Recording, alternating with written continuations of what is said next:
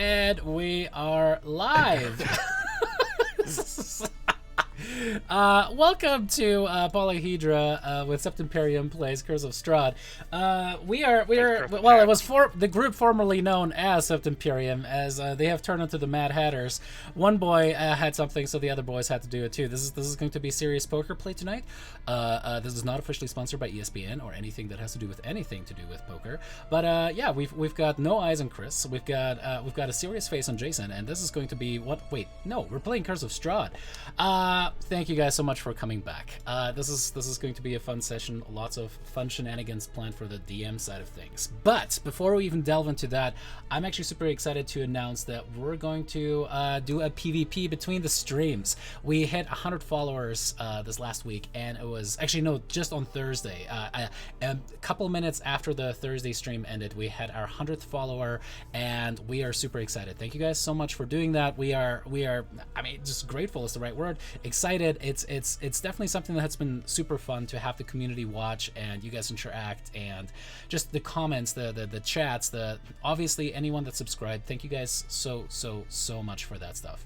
As a quick reminder, if you guys are using your Twitch Prime subscription, so if you have Amazon Prime for all of your buying purchase needs, just as a reminder, because Amazon actually owns Twitch, because it will own everything at one day, and Bezos is going to be the overlord of the earth, you actually get included in that a Prime subscription for Twitch.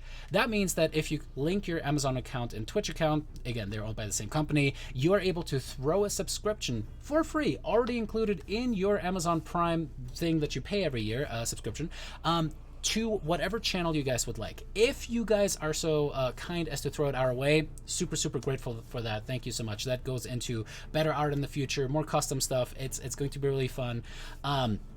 And if you guys have done that in the past, thank you so much for that. Just as a reminder, though, you have to renew that every single month. It's a little tedious. I do have, I think, an extension here that is going to help with that, at least the reminders with that. If you guys want to check that stuff out, just as an FYI, that is going to be something that comes up. The other really quick announcement that I wanted to make is, if you guys are interested in playing a Curse of Strahd campaign that goes all the way to level 9-ish and then dips into Van Richten's Guide to Ravenloft, there's actually going to be a second group that is starting up currently. However, it's a little bit of a unique time zone. Not time zone, but start time. So this one is going to start Fridays at 1 p.m. Eastern Daylight Time. Friday, 1 p.m. Eastern Daylight Time. If you guys want to play something similar to what these guys are playing, head on to, actually it would be, wait, let me get the screen right over there in the top left, polyhedra.io, so that you guys can get into a group like that as well. But that is it from me as far as the announcements go. We are still trying to figure out when exactly the PvP is going to be. It's looking like 3 or 4v4, so 3v3 or 4v4. It is going to be the classes that the players have in each stream, but leveled to equal approximations. Yeah, with that, do you guys have any announcements, and who do you think is going to win this one? Ganon. not the team. Just Ganon. He's going to just murder everyone. If he has enough smites, he might. Yeah, that's true. Though. David, are you still thinking we're going to potentially be we're going to do it at level 6? Is that what you're thinking? Level 5 or 6, I'm thinking. 5 would be good because, obviously that brings some fun stuff into the mix. Knack can throw that fireball. You guys can hit twice and smite potentially on those strikes, right? So that kind of stuff is, I think, definitely going to be fun. Level 6 potentially because there are some classes that really come online at level 6 rather than 5, or if you guys are multi-classing, level 6 will also mean that you have that ASI that the other class got, at level 4 or whatever they were. So that's currently in there. But chat, if you guys are currently watching, throw out some suggestions what you guys would like to have. I will throw out reminders during our break, and at the end again of anything you guys would like to see. We're playing around with the idea of like ultra high level stuff, but I personally, I don't know about you guys, and this is a question for you players for real. I love seeing the development and the growth of the characters, right? To see like, all right, what does Knack become? When does turn into right? It was like whatever Jeremy has planned in the long run there. But we played around with the idea of ultra high levels, so like tier 3, tier 4 play, so potentially 15, 16 level character. What do you guys think? For PvP, because players PCs are so insanely powerful, I think if we are that high level, it's I don't think people quite think about that. Knack, as an example, can theoretically, like a mage can theoretically delete anybody on the board, regardless of what class you are, because mages are so insanely powerful. And I think the most fun combat is going to be one where people get multiple turns, and it's not about just like a one Landing random that one. crit roll, right? Yeah, You yeah. know, but there's actually going to be some actual strategy to the gameplay, you know, and even, you know, some tactics in a sense of how you're going to handle the combat and handle your target alignments, and you know, and things like that. So I personally would vote for 5 or 6. I think 5 or 6 would be great. If I would just say do 6. If anybody's class needs to come online at 6, then do that way. So then everybody's class is quote unquote online. I think it'd be. I don't have a bar. I think it's going to be a lot of fun. If we start at 6, I hope See, we don't have a Alex, bar. who plays Brissa in the other one, really wants to be level 7 because the incredibly broken subclasses for just not super broken, but just very powerful subclasses for Odyssey. Yeah, that's they the only get thing that's going to be interesting. they get a little bit of a dragon situation at level 7.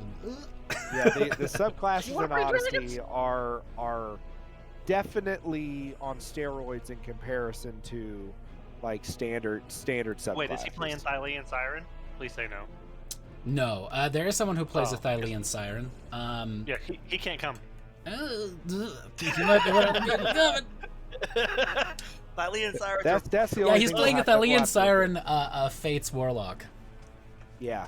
Yeah, Some of those, like, Blasties in the air, my boy. Blasties my in the air. God. Mhm. And he can Yeah. put a fucking bitch. No.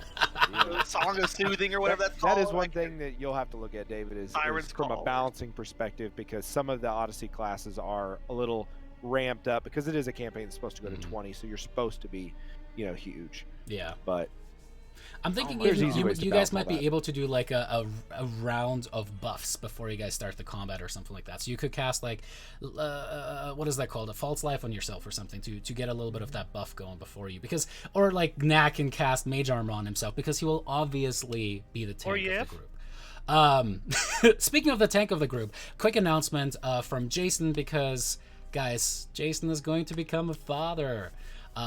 So Dun, dun, dun. it's exactly the sound that the staff is going to play at the hospital too. It was a clap and then a small tear that left 3 of our eyes. It just, another one fell for it. But that is going to mean that Hoyt is going to step away from the stream for a little while, because having a new child is going to be as I just asked, I don't know if you saw this, Jason, but if they gift 50 subscriptions to the channel, do they get to name the baby? Baby's already named. Bruh. No, hold on. Come on now, bro. Right now. We can't do that. Negotiation right now. I It's mean, gonna we be can Baby negotiate, McBabyface. but You realize that, right? If we tell if you we were what, to allow that, it I would be Baby I would McBabyface. gift another 50. McBodie Boatface or something. I would gift another 50 to watch you take the camera and ask your wife that question on camera. There's not enough money in the world for him to do that. You guys Y'all realize might that? Like, see you a could offer murder $1 on million. Twitch, It would but, not I mean, all those subs are going to be great when the channel gets banned because we had like an TOS execution violation. happen on Ezra, I mean, I'll ask the one question, Ezra. What are your top 3 pitches for baby boy names, right, Jason? yeah, give me the top 3 pitches and I'll go with D. Then I'll go with D. It's gonna be D. No. I don't want to start fires and shit. Carl, I Strahd. gotta go. Oh, Carl. You gotta go. You gotta go. Listen, Carl. when you say the Carl. It's word gonna be Carl, Carl. all I think of is Carl from Aqua Teen Hunger Force. See, I'm, Oh, DM really? Delicious That's where your brain Dave. went? Thank you, Ezra. I love that your brain went to Aqua Teen instead of the obvious there. Yeah, walk dead. Are you Listen, kidding I love me? Aqua Teen Hunger Force. Carl. Come All here, right. fry guy. But yeah, Has so anybody- oh my god. Jason, since this is going to be I'm out. That's gonna be it's gonna be an interesting name. It's like, what's your name? I'm out. No. What's your name? I'm out. But Jason, what do you wanna tell the stream before you take your paternity leave?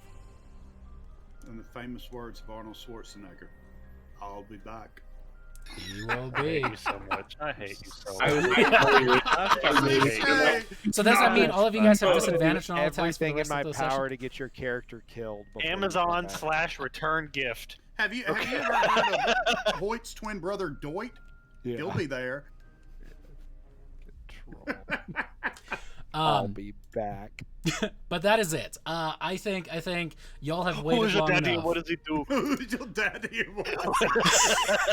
Well, it's gonna be one of these nights tonight. It's not a Oh, What do you mean it's gonna be one of these nights? It's every time with you. Yeah. Oh my goodness. 80% of the time it works 100% of the time with this group. So as we pick back up this week, I am personally excited because I'm including some custom stuff and some stuff from the DM's Guild that if you guys have not looked at before, if you're a DM, you have some questions, shoot me an email or ask the question in chat and I'll let you know where I got some of the sources from, just because I don't necessarily want the players to be able to look some of that stuff up, but I'm super excited. As we're actually going to be picking up at a super interesting spot. Let me get my notes back up and we're gonna start this shindig. All right. Previously on Curse of Strahd with Sept Imperium, we had the group explore the abandoned tower in front of which there was a carnival wagon parked. You guys saw it on the way there and then saw it on your way back, and shiny equals loot equals players are definitely going to want to poke it. You guys moved to that little bit of an island that the tower stood upon. You noticed very quickly a couple different things. One, the back of the cart with the obvious entrance was trapped. Two, magic didn't seem to work around the tower itself. So you approached the tower and noticed that there was no obvious door handle or anything else that would let you easily open this, but instead you saw this big metal circular plate that was attached to the door, and there were a bunch of stick figure drawings with lines that intersected together, and as chat suggested, and Chris definitely Finn and Dagmar certainly picked up, this was probably a dance-off. So what did we have? Of course we had a dance-off live on camera, and that was actually the solution to the Bitch got puzzle. served. Yeah, as the door swung inward. Meanwhile, Hoyt had attached a rope to the bottom of a hatch that he had found underneath the wagon, pulled it open, and did not actually set everything on fire and told Irvin that he was a lycanthrope and almost got you guys completely kicked out of the graces of the Murdoch family, but instead you guys were able to look inside of the wagon, and inside of the wagon you saw dozens and dozens and dozens of alchemical fire little vials just suspended, all attached to one another, and again through that trap mechanism to the back door of the wagon, indicating that someone had left this as a little bit of a surprise if anybody came to investigate what this wagon was about. Now the wagon itself was full of different things, whether it be a couple spell scrolls and notes and notations and a lot of really, really interesting stuff. But while you guys were investigating the wagon, Dagmar and Rolak pushed forward, saw 4 clay golems that were next to chains and some kind of a weird platform and seemed to leap up into the tower itself. As you guys stepped onto the platform, hugging each other tightly because you were worried about clay golems about to go full flanking on you guys, they actually stepped forward and started lifting you guys upwards, like, a high fantasy setting elevator.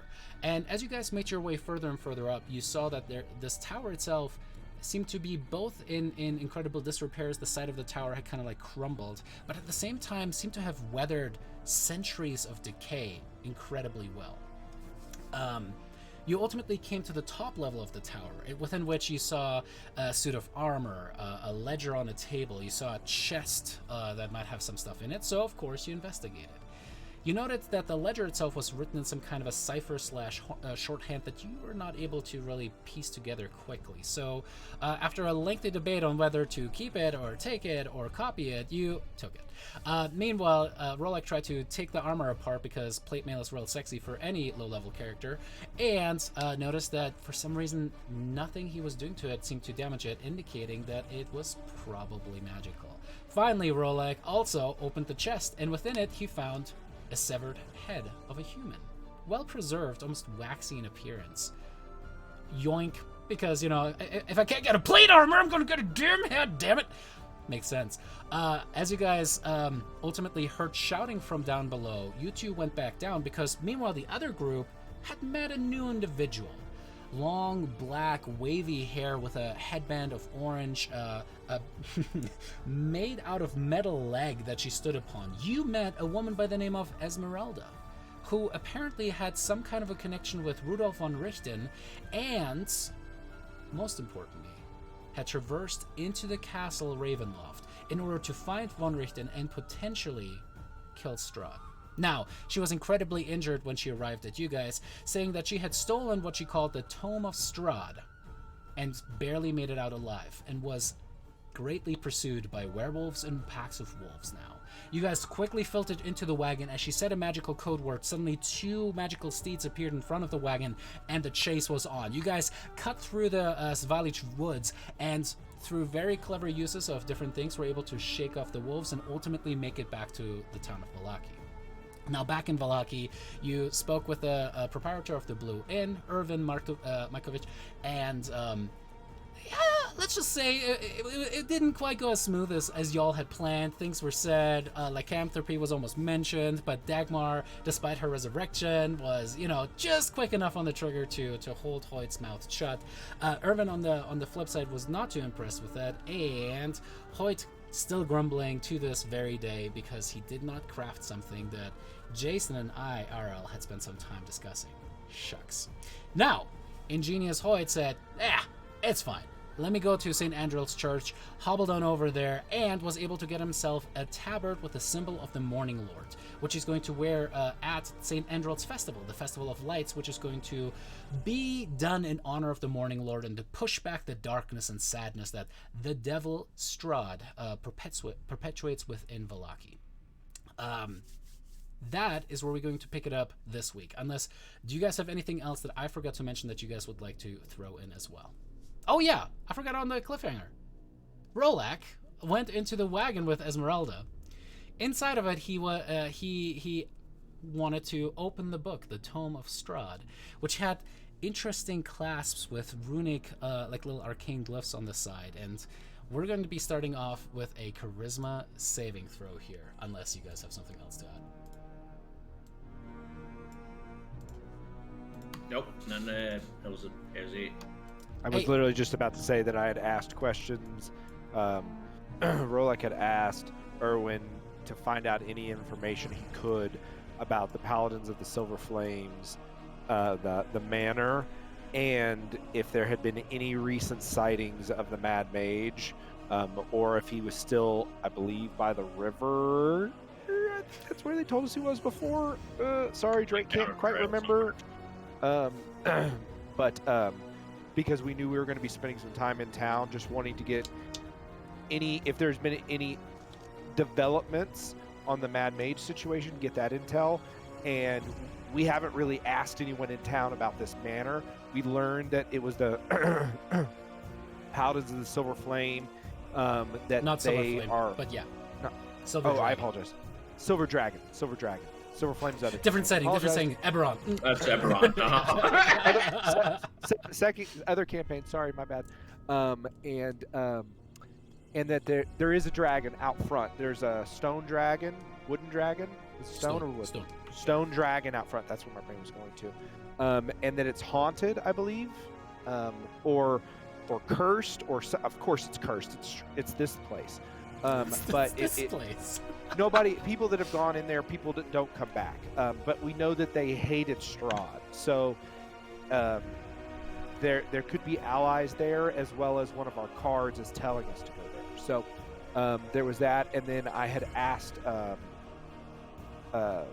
Esmeralda about. It's so funny when I was able to remember the name because of the Hunchback of Notre Dame. I know. Right? It is her plus a prosthetic leg. It is her. Yep. And I had asked her about the book, not intending to try to open it myself, but here we go. Alrighty. As we dive back. Charisma save is what you said. Charisma save, please. Alrighty. With a natural 3, because that is how we kick things off in Curse of Strahd. Well, hey, thankfully at least I have great charisma stats. Yeah, no kidding. But you rolled that back up, right? Yeah. I sent you the message, right? Yeah. Oh. I'm gonna have to go AFK for like an hour. Yeah. This is gonna be black screen over Drake screen, but no. As you Yeah, have see you the met glass, Hoyt? the glass kind of like starting to glow, there's just like almost like a whisper at the back of your mind as you hear your patron's voice go, "Yes, read it, learn it, absorb it." As you just go, "Yes, yes," and you kind of reach forward and undo the clasp. Like it's almost like you intrinsically know how to work, and you just like touch something and kind of like mutter a word, and the 3 clasps just kind of pop open as Esmeralda kind of gives you a look of like, as you kind of like open it up. Again, the front of the book has this metal embossing of a raven symbol on it. So you kick it open and just start looking at it. And as you leaf through the pages, you see some are torn, some flooded or burned, some branded with unknowable symbols, and others still artfully scribed with a murky black ink in a foreign script that makes no Can I do sense something, to you. David? Huh? I'd like to cast a spell. Hang on.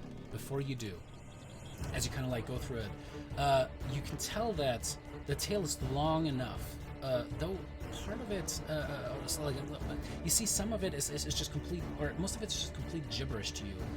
But the first page seemed to just slowly transform before your eyes into comic. And there you see in beautiful cursive script,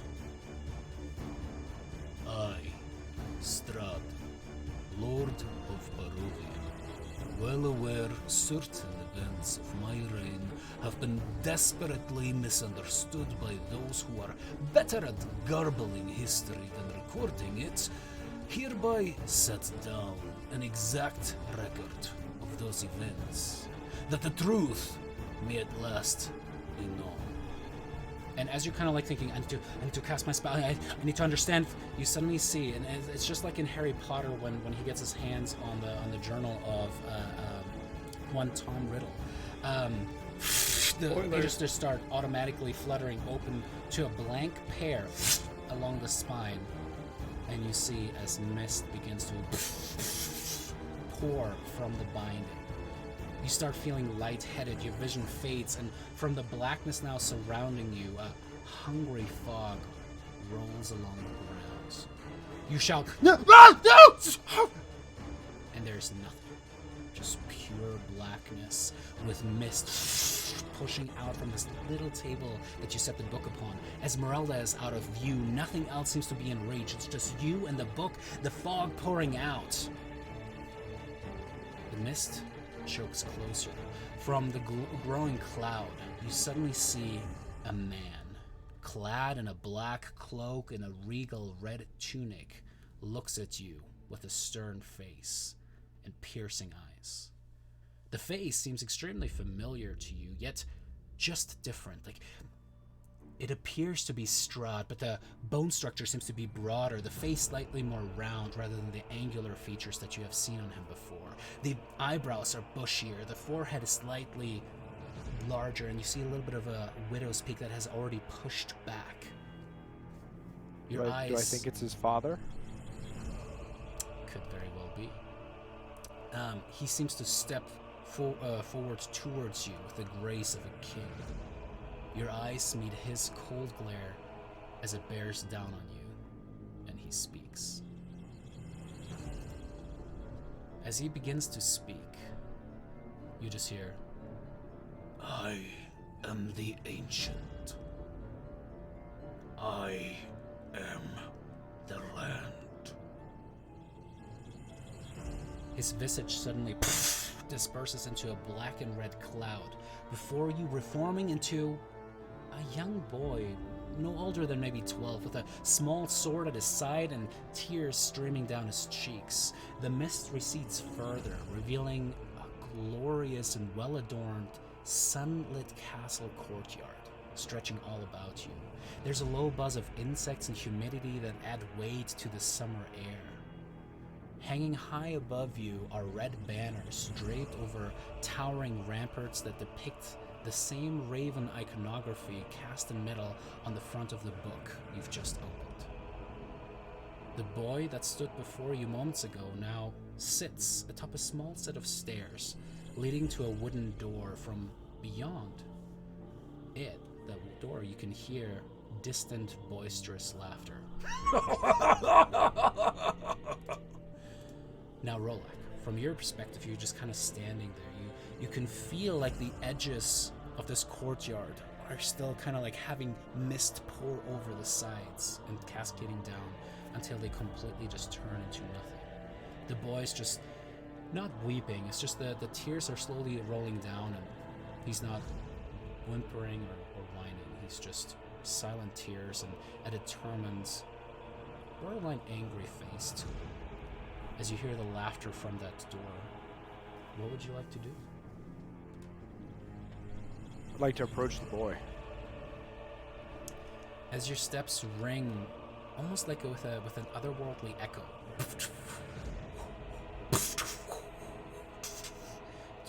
towards that, you see as your footsteps seem to kick up mist that just disperses into nothing. Everything here seems to have almost like a lens flare, like you find yourself in a J.J. Abrams movie. There's just a veneer of memory to everything as it kind of shifts around you. You step up to the little boy, and the little boy has, about shoulder-length black hair. It's kind of like currently tied into a little bit of a ponytail. As he kind of like kicks at a stone in front of him, he notices you as he looks up. Hello. Good afternoon. Good afternoon to you. You must be one of Raidin's men. Pleased to meet you. Who are you, son? My name is Strahd. I will be the king after my father, the Baron. I'm sorry I didn't do very well today. I tried. I really did. I did. But Rahadin is just so... He's so unfair. Why would you? What makes you say he's unfair? Oh, he's a good teacher. He is my father's best man, but he just pushes. Just pushes too hard sometimes. And Sometimes to get the best out of people, you have to push them a little harder than they may like. yeah, that's what my father says. He, King Barov, thinks that I will be a good king. My mother thinks so too. But my What's your father mother's thinks- name? My mother's name is Ravanovia. It's a beautiful name. Yes, it is. I love her. she's the best mom. Nothing like a boy's love for his mother. But, I mean, I guess I'm going to have to be sharing now, so that's okay. It's just, I'm worried. Your mom is having another child. Yeah, she's going to have another son. The priests have divined.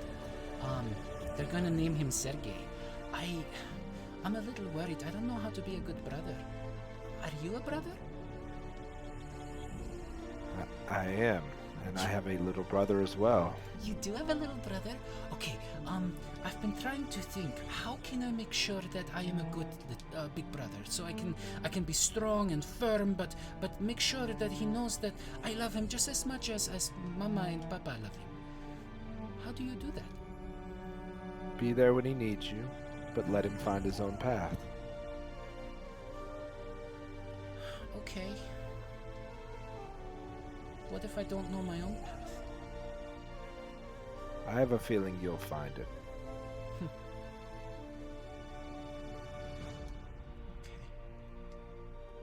Can I ask you a question? Of course. There's a name that I heard. Yaga? Is that name familiar to you? Oh, Baba Yaga. Of course. Yeah, she used to be my wet nurse. She's going to be Sergei's wet nurse too. So she helped raise you and take care of you. Yeah. She's great. I love her so much. Whenever Mama and Papa have to go visit some of our vessels, she's usually the one around, so she's kind of like a second mama to me. That makes perfect sense, son. Okay. Tell me about your father. Oh, King Barov is very good, strong, and stern. He tells us that we are going to be the future of many lands around. I know we are going to expand and bring prosperity and what is it? Raiden is going to be so mad. Prosperity and civilization to these lands. Yes. Please don't tell him that I Question. messed up. No, you're great, son. Is the sun shining? Mhm. So the sun is shining. Oh yeah, this is like a Clouds. beautiful summer's day. There's like little like some buzzing of the insects around, and it's just cascading down. You feel the humidity, and you kind of like can feel yourself sweat under the armor that you're wearing. When is your brother going to be here? Is it soon? I don't really know, but Mama has a big belly, so I think so.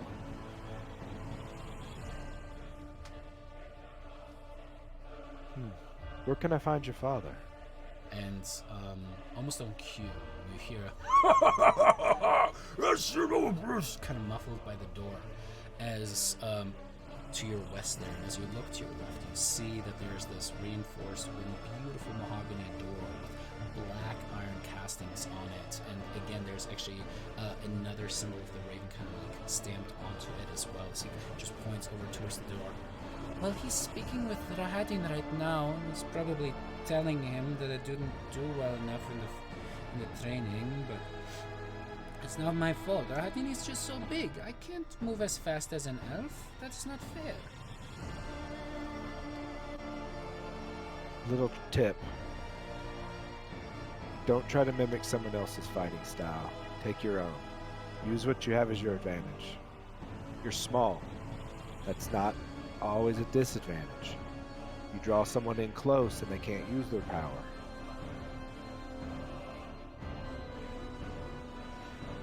And you see the figure kind of straighten out his back, and there's just like a resolute determinism. It's almost chilling to see how there's just a hardness that builds up in the eyes as he just goes, I will.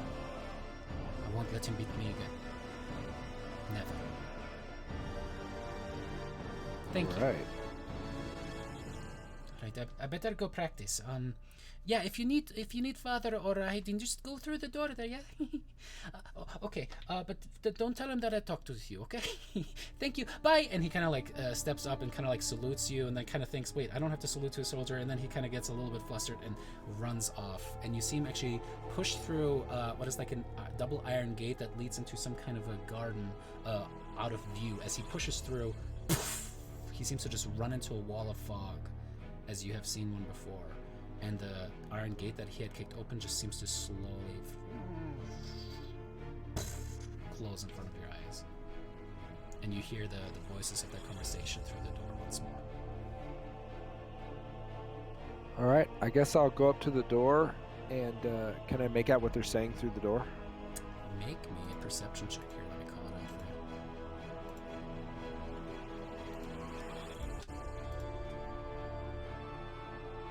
you. You listen in. And it's hard because the door actually does a wonderful job of muffling it. And it's interesting because like the opening underneath the door is minimal. This is a beautiful craftsmanship. You get the sense that this place probably doesn't have huge shifts in heat and cold, so it's not going to like get stuck in the frame very often. This is just well made.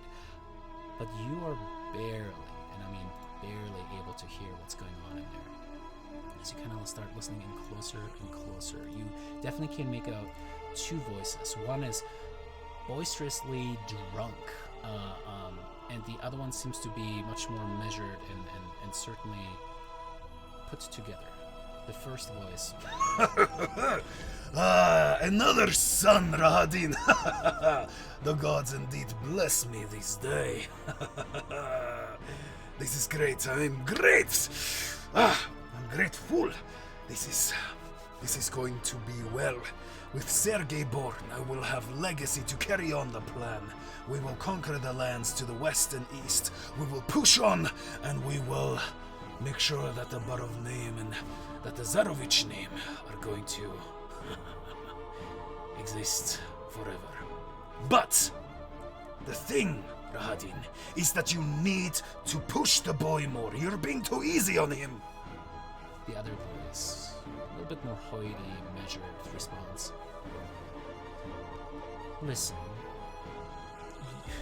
Your Highness, I am doing my best. I understand that you want him to lead soon, but King Barov, I must advise against this. He's a mere 12 years old. It would be unheard of. No troops would want to follow him into battle, much less see him as their equal. We need to wait the normal time. I suppose once he's fully filled out and looks like a man, people will be willing to follow him more. Ah! This is going to be taking too long. We need to expand now while the neighboring kingdoms are weak. We need to strike now while the blood is ready for the taking. Listen to me, Rahadin. You drive that boy. He is everything. He has the smarts, the strength. Yes, he will have the resolve too, and you will make sure. Of course, my liege. I must advise you. I think he's too brash, too foolish and overzealous in his desperate need to please you. I will do what I can. You know, I'm one of the best swordsmen that you have ever employed. As such, I hope you will still take my advice to heart. Yeah! Fine. But listen to me. My son is going to change the world. I know it. And you are going to be the key to transforming and shaping him into the man that he needs to be. I need soldiers, not children. Of course, my liege. And as you hear steps kind of starting to step away, imperceivably, you notice suddenly as there are steps coming closer towards the door, and you're like, shit! As you're trying to step away from it, suddenly, poof, the door kind of kicks open, and you see a middle-aged elven man with brown hair pulled back, the telltale pointy ears kind of looking at you. It's kind of like Agent Smith from the Matrix series, if you want to think of that, or you know, that actor as the cast, kind of steps forward and puts his hand on an incredibly finely made longsword at his hip as he goes, "And who are you?" I was just speaking with your protege. Kind of looks towards the gate. "I have never seen you before." As suddenly the sword comes out and you're just like, shit. What do you do, Roller? I'm going to go, do you really intend to kill a guest before he speaks to the king? As suddenly the fog seems to come in from over the edges more and more. As Rahadin kind of steps forward with his blade, you see all of these blue runes carved across the blade. Prepare yourself! And starts to swing at you as this mist just envelops him. And then I need you to make me a Constitution saving throw.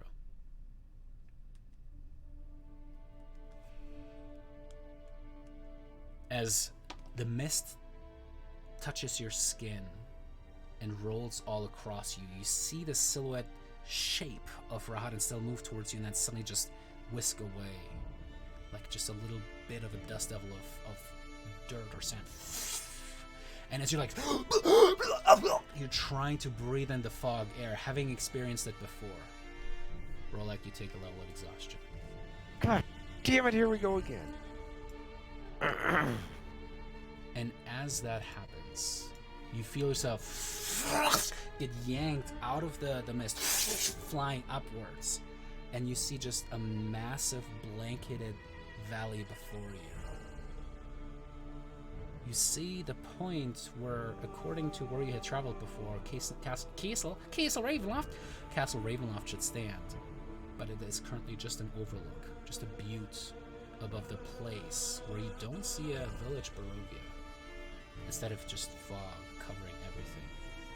And as you close your eyes, as your body seems to raise higher and higher into the sky, you suddenly go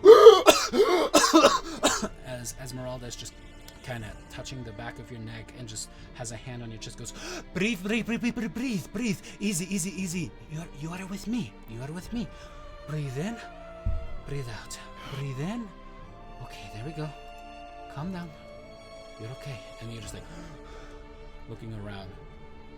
And as your eyes look down, you see that it says on the page, legible to you, Chapter 1, Assault in Argenbush-Told, and that you had turned some pages to the left, as you have now made it through the prologue. Additionally, you suddenly hear like a whisper of knowledge in the back of your mind. You're just like, what is this? What is this? Rolak. Once per day, you can cast illusory script without having to worry about any of the spell slots or components for it. No worries, I'll get that out for you.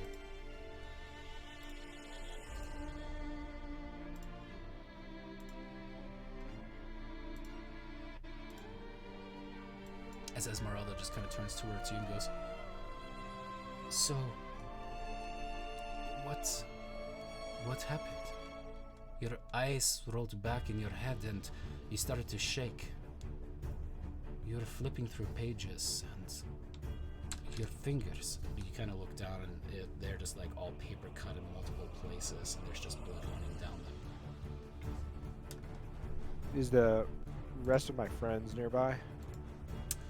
If I remember correctly, yes, except for Dagmar and Hoyt.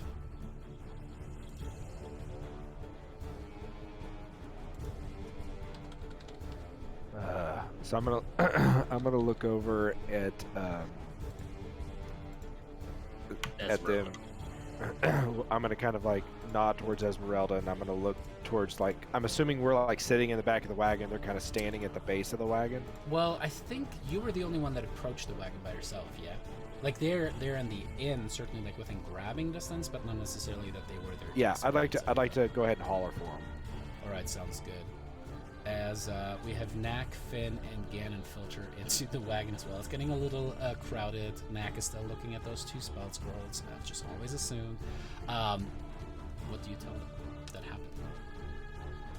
So, as soon as I touched the book, it opened, and it was like I was transported back in time, and I saw Strahd as a young child. It was before all of this, and he was human, I believe.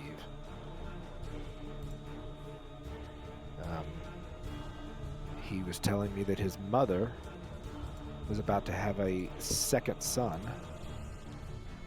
Sergei, I believe, and his father is going to war with the lands to the east and west. He has a very pissy little elf training him, and Baba Yaga was his wet nurse, in fact.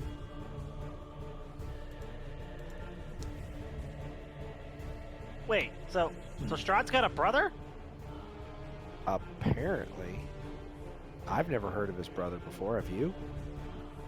No, but here's to hoping that Strahd's the black sheep of the family, because 2 of these sons of bitches would be rough. I could not agree with you more. Could be had a brother. Yeah, it could be past Oh, like he tense. could have killed his brother? Oh man, that's family drama if I've ever seen it. Yeah. But But only be one situation. Huh? one thing to keep in mind, Ganon, is that I would, the hair that you have dangling from your greatsword, I would make sure to keep that hidden from Strahd unless you are truly trying to goat him into it, because the child I spoke to spoke of her with great admiration and love.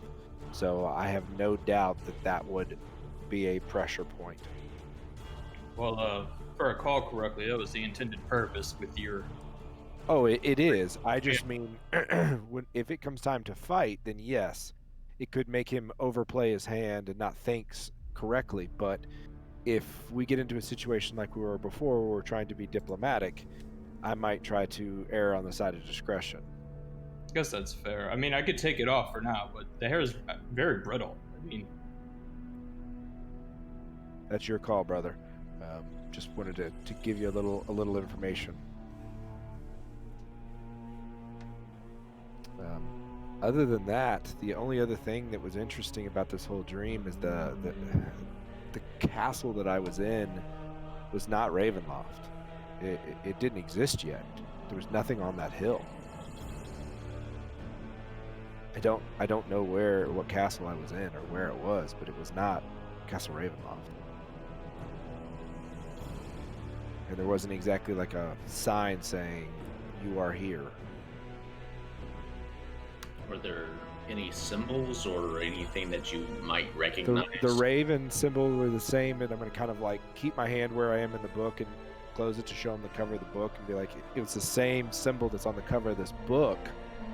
And everything was extremely ornate, very well done. The doors on the place, the gates, the walls, the garden, everything was top notch, and ordained with this raven symbol, but it was not the same. Do you think you could describe it to Erwin? I could do my best, but I mean he has the most eyes. He might be able to pinpoint that castle, or know, or he might know of where the father's castle was before Strahd.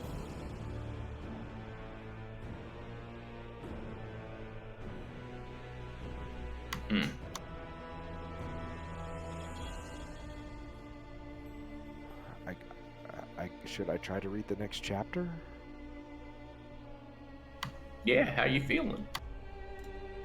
I mean, I'm a little tired after that, but would you like to try to read it? You sure you don't want to take a break? I mean, Sure. Do you want a lemon? You want a lemon slice? I don't think there's any citrus in this country. I don't think there's any citrus in this country. I haven't been here that long, so I wouldn't know. Yeah, there's not. If you don't There's think you can grapes. handle it, I'll read it for you. Is this something that I have to keep reading, David, or Um, I don't care. I was just asking. there seems to be something odd going on here. Nak, I'll ask it from you as you kind of like starting to look at the way the book is kind of like you see the text kind of shimmering and shifting before you. Go ahead and make me that Arcana check. You are able to tell that this is a very, very, very powerful artifact. You can tell that it is obviously shifting the language as you're trying to decipher it. Like it is kind of like starting to hurt your brain to kind of see it. And with your 23, you think what may have happened to Rolak was like a glimpse, a small portion of what is within this book and how to enter it, but you're not sure that it is replicable that easy, but you think that you may need an identify spell or something to truly grasp the full extent of what this may hold. Alright. Finn, I might hold off and roll at you as well. Hold off on reading anything more until we can further analyze the book. I believe Hoyt has that ability with his pearl. Because there's more going on here than just the vision that you saw. There's something greater here. The weave is much stronger around this than it would be on a normal tome, obviously. Well, if I can get a good night's sleep, especially with this my new nifty stone, I'd be happy to keep reading it. But yeah, we can find Hoyt and have him see what he can see about this book before we go on to chapter 1. I think that would be the wisest decision. Yeah, I agree, because I don't do a very good job when I read in front of the class.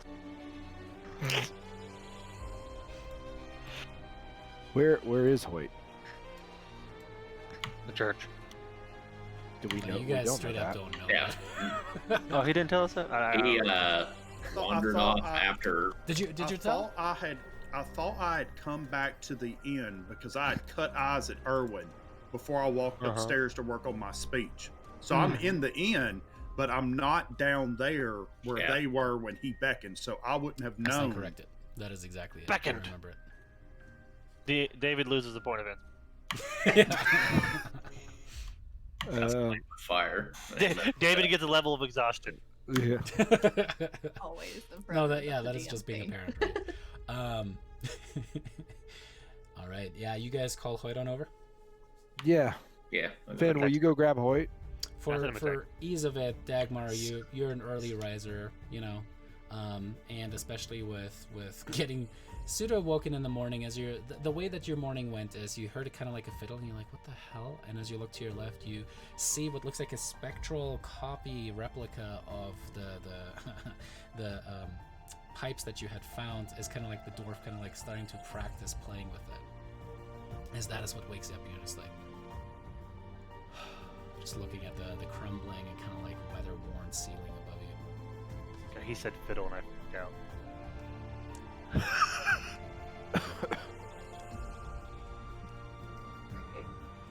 Good morning. Top of the morning to ya!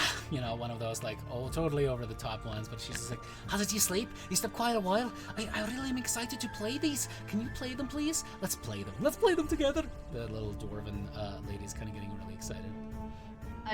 I don't really have an instrument besides the magical ones, and I don't really want to use that effect just now. You know you want to.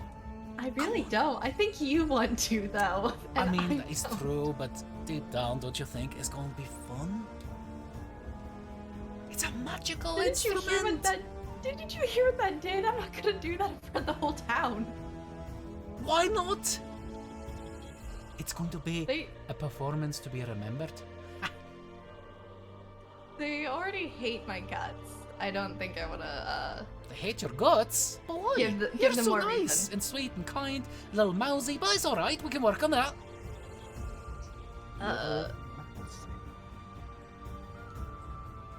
You take a long morning wine gulp. Yeah, the last bit of wine that I didn't drink. Just like, alright. It's like That's how halfway we're to gonna start vinegar. this. Yeah.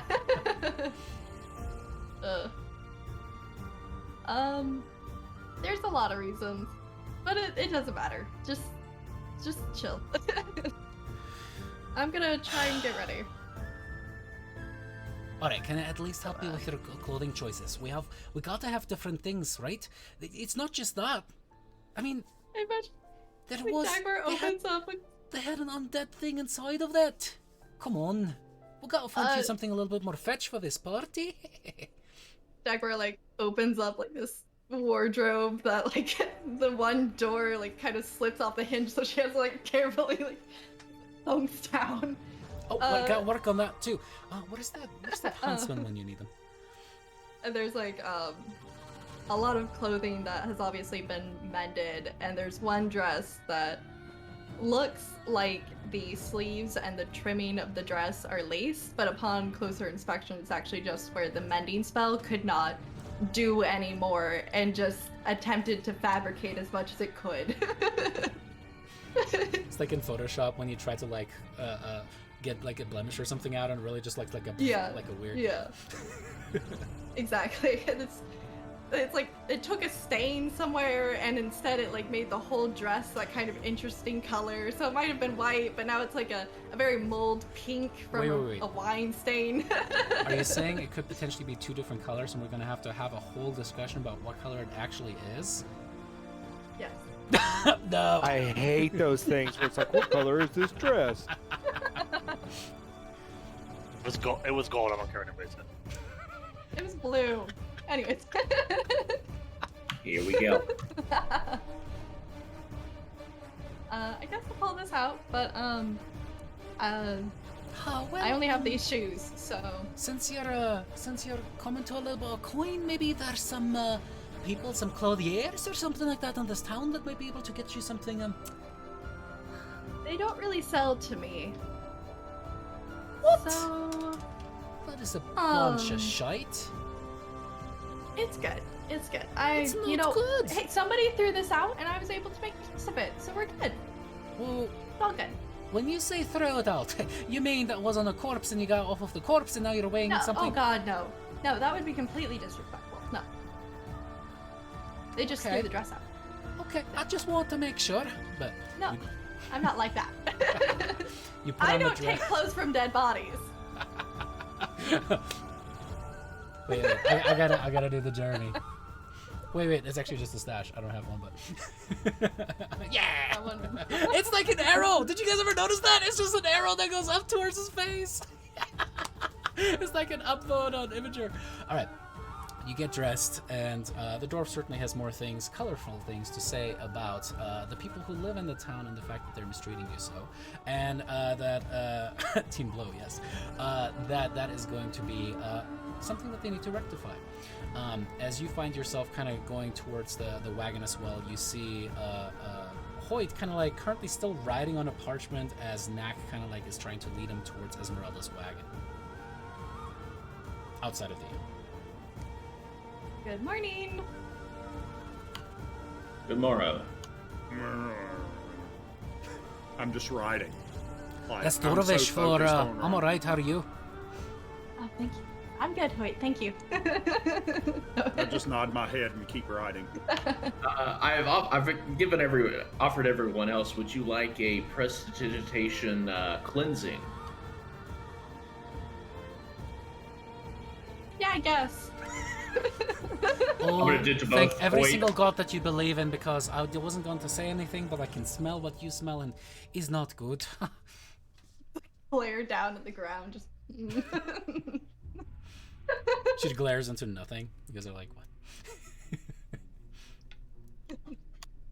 That'd be great. Thank you. You should ask him Appreciate it. what busted his oars. As she kind of points towards Hoyt. You doing okay there, Hoyt? Mm-hmm.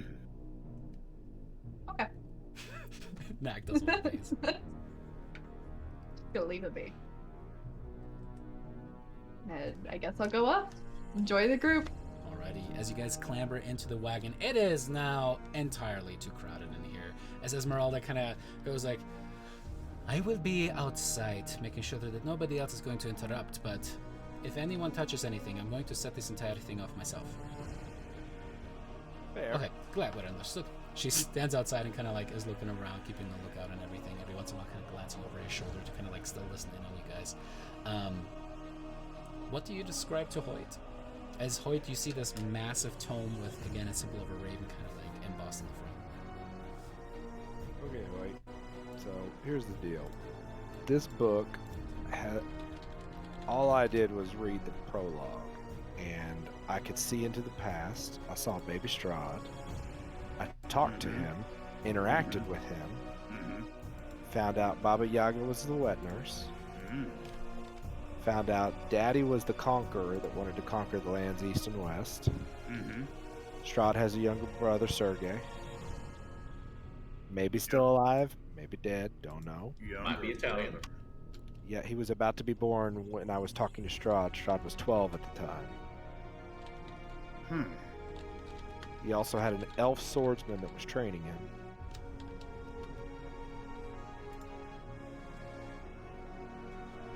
Anything else? Well, Knack just thinks that before I read the next chapter, we should identify this book to make sure that we know everything about it. I can do that, but going back to what you read in the start of the book, anything else about the family that might seem odd for the time? Anything that just seems strange that you wouldn't expect? The brother. Well, besides the brother, I mean, was the father excited for having another child? Why would he want another child? He wanted soldiers, and I think because he wanted to conquer and expand his reach and increase his legacy, and I think sons to him were generals, commanders, and so I think that was why he was so excited about having a second son. That was another battlefield commander that he could have, because he made a specific comment about, I don't need kids, I need soldiers, and he wanted his 12-year-old to lead men into battle. That's an interesting thing, and I can talk while ritually casting something, can't I? No, you can't actually. But yeah, it's up to you. Okay. I mean, it would take you what, 11 minutes, I think, or something like that to cast it. I just wanted to get out this part of the conversation, but siblings sometimes have rivalries, correct? Looking at kind of Rolak and eyeballing Knack. They can. He seemed generally excited, and the age difference could definitely in itself cause problems. Having a 12-year gap in age, you know, could. But throughout the history of lands, you know about it. Oh, absolutely, yes. What happens when father dies Strahd, and you've got two Strahd was kids? the heir, and Sergei could have potentially been resentful or a problem or Go with me here. Just bunch of adventurers come here, right? They tried to take down Strahd. No one succeeded. There's a mad mage that comes here. He's been the most successful. But he didn't die. Why? Could he be the brother? I suppose at this point anything's possible. Because otherwise, he feeds the rest of the flock to the herd of werewolf. Why not him? Yeah, I mean, you very well could be. If you'll identify this, I'll read the next chapter and we'll see how far this rabbit hole goes. Very well. Ritually cast. Identify with my pearl as I place it on the book in focus. And as you cast the magic upon it, with the pearl itself kind of seems to go into a massive spout of energy as blue light just seems to just go through and blind everything inside of the wagon. You guys are like, what the? As Hoyt, the information just comes tumbling into you. The pearl itself seems to superheat, and you can actually feel it through your gloves if you're even wearing them right now. And you kind of like barely are able to hold on to it. As what you get is this. And no worries, I'm gonna read it out loud for chat as well, since this is not normal. This is a wondrous item, legendary, and requires attunement by a spellcaster. While you are attuned to the tome, you gain the following benefits. You have advantage on any checks made to recall information about Barovian history or lore. You also gain +1 to your AC and any saving throws when defending against Strahd and Zarvich's magic or attacks by him. While attuned to the tome, you may spend 4 hours attempting to decipher new sections of the tome in order to gain further insight into the life of Strahd and the land of Barovia. Deciphering a chapter requires an intelligence, investigation, or arcana check and at least 4 hours of dedicated research time. Another creature can assist you in the attempt and grant you advantage on the check if they help. Attempting to decipher the book or offering help in the deciphering reduces your passive perception by 5 for the duration of the 4 hours. The tome also appears to contain esoteric, magical knowledge akin to the knowledge contained within a wizard's spellbook. As the secrets and magic contained within are unveiled, you may cast any spells recorded in the tome as a ritual. If a spell found within does not have the ritual tag, it is nonetheless a ritual spell for you when you cast it from the tome. Once a spell is cast in this way, it cannot be cast again from the tome until the following dusk. If the spell is of a higher level than you are able to cast, you must succeed on a DC 10 plus the spell's level intelligence arcana check. If you fail, the spell's use for the day is still expended. Oh, Jesus! Oh, So, You're a little Hunter, quiet, by the way, David. You're a little quiet for me. Hunter item, right? Sorry about that. Yeah, hunter item. Yeah. Oh, Yeah, shit. 100%. I mean,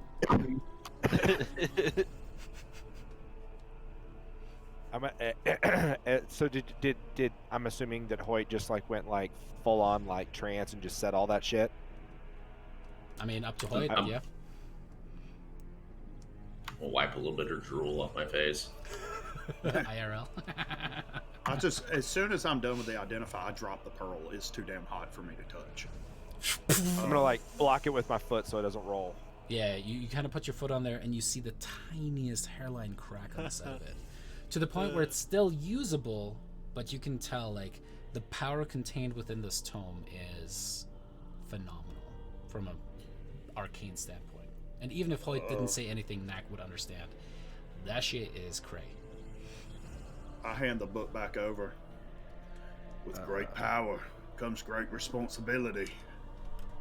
And I give you the book and say, you might have your brother help you with this. Yeah, so it's funny. When I initially started to ask her about this, I had no intention of trying to read the damn thing. This has always been a little bit more your forte than mine, but I would just be cautious with what you read, and I will also tell you that this isn't like a normal book you read.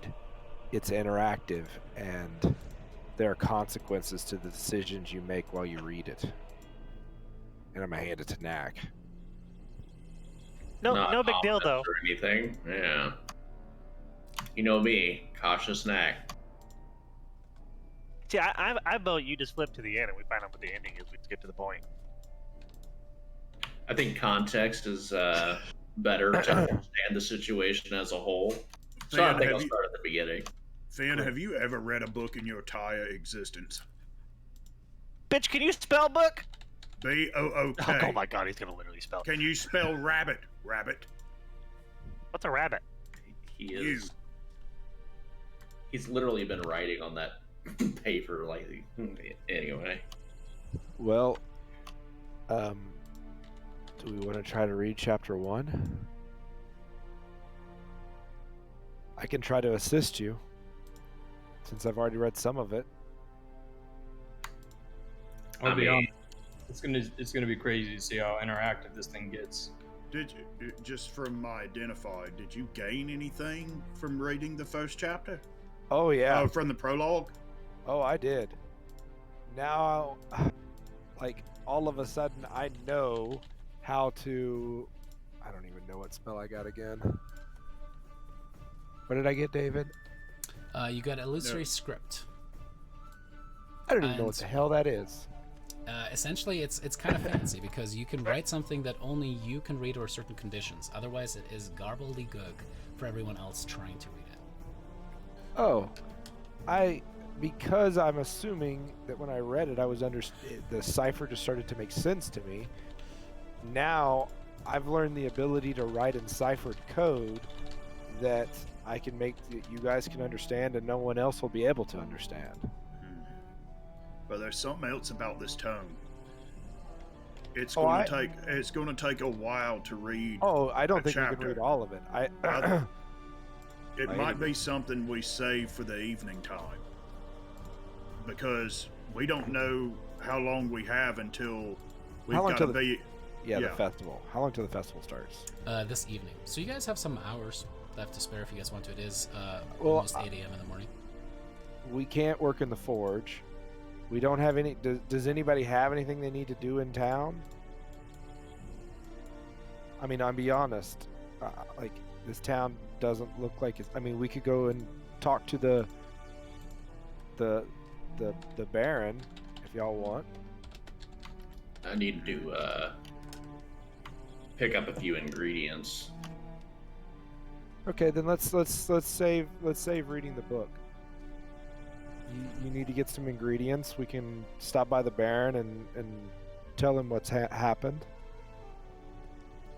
I would suggest upon reading the book that it be you that read it, because you started it. Your brother's powerful, but if what this tome contains can make you even more powerful, that makes us better off.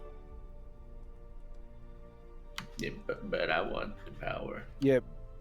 Don't have a sibling rivalry here. We're not going to have a sibling rivalry. The other thing too is that it specifically said it was based off of cough intellect. Cough, I don't have intellect. I am borderline genius. Yeah. So he's going to be bound to the book. Yeah. The +1 armor, I would absolutely. Of course, that's great, but like it's an intellect-based item. I have 8 intellect. We have a wizard. It acts as a spell book. He can mentally cast. Yeah, I have fucking 2 spell slots. You don't need to give me more spells. Yep. It's not like I have the spell slots to cast them. Okay. Yep. Cast them. And I'm the tank, so. The other thing that you know, Hoyt, whoever identifies the chapter is the one who can then use the ritual spells from it. Interesting. We could pass the book around. I'm a pretty smart guy, even though my mouth doesn't always connect to my brain. No, as in that only works once. And currently the prologue now has been read and deciphered by Rolak. And we'll say that you guys take 5 minutes to try to do that again. Nothing happens. That's but theoretically, every one of us could read a chapter and Yeah. gain a spell out of it. Yes, and But the only- item can still stay attuned. Only to Only if the that. person you who is have attuned to attuned the to book it. can literally cast it. Then Yeah, just so like you have to attune the book in order let to our use fucking it for his our trip. wizard already Yeah. has like 9 billion spells, and he's got like 1 billion spell slots. Let him fucking. Yeah, My 'cause lord. he needs the armor too. It's not like he has any summons ever, so this will give him something else to do. The AC applies only against Strahd, but if Strahd is there, So Azar does vote the Artificer, so that would be great. You guys give it to Hoyt, and Hoyt is just going to spend all the off-screen time reading the tome to himself. yeah, Yeah. be it 20 AC against Strahd. Why can't I hit Yeah, you? why- Damn it! While he's in the back, not even in melee range anyway. Yep. Yep. Just reading this book about him. Do y'all kill him? Oh, I just got to a really good part. It's like the Hunger Games. I just can't put it down. Oh my gosh. Yeah, All we need right, that. so Dagmar, is there anything you need to do in town? No, just no, nothing actually. Like the dress, by the way. Thank you. Well, I know we had talked about what we needed to buy, and then we were going to split up our wealth. So you need to buy some ingredients. How much money did we have again? 1,500 gold? 1,500. Okay. I need No. a break. There's a 1,000. coyote in my front yard, by the way. Okay. Shoot it, Jacob! Shoot it! It's a coyote. Just leave it out there. Just throw a rock at it. His dogs aren't in there. They're inside the house, though. Yeah. The coyote's probably like 35 pounds. He should have left his mic on just in case he had to open fire. Yeah, go to jail. Yeah, He's Yeah. the city south, but that's still discharging a firearm. in city It's still limits. in a city. Okay, so we have 1,500 gold. I know 1,000. 1,000 gold. Okay, 1,000 gold. Yeah, Hoyt, 1,500. I don't remember. Hoyt, you needed 25 gold for your armor, correct? Yeah, I'll take 30 though, just to have 5, just in case I need some. We're gonna split it. You can have the Okay. 25. Okay. Just need some extra spending money. All right. What kind of Ganon? Do you need anything? As you say that, he's gonna be staring sternly down. He's gonna look up and be like, "How long have you guys been here? What? Do you know how long you've been in the city?" Less than a day. 60 years. This area, A month? Yeah, a month. and you're seriously not concerned about scurvy? Like, there's no citrus anywhere?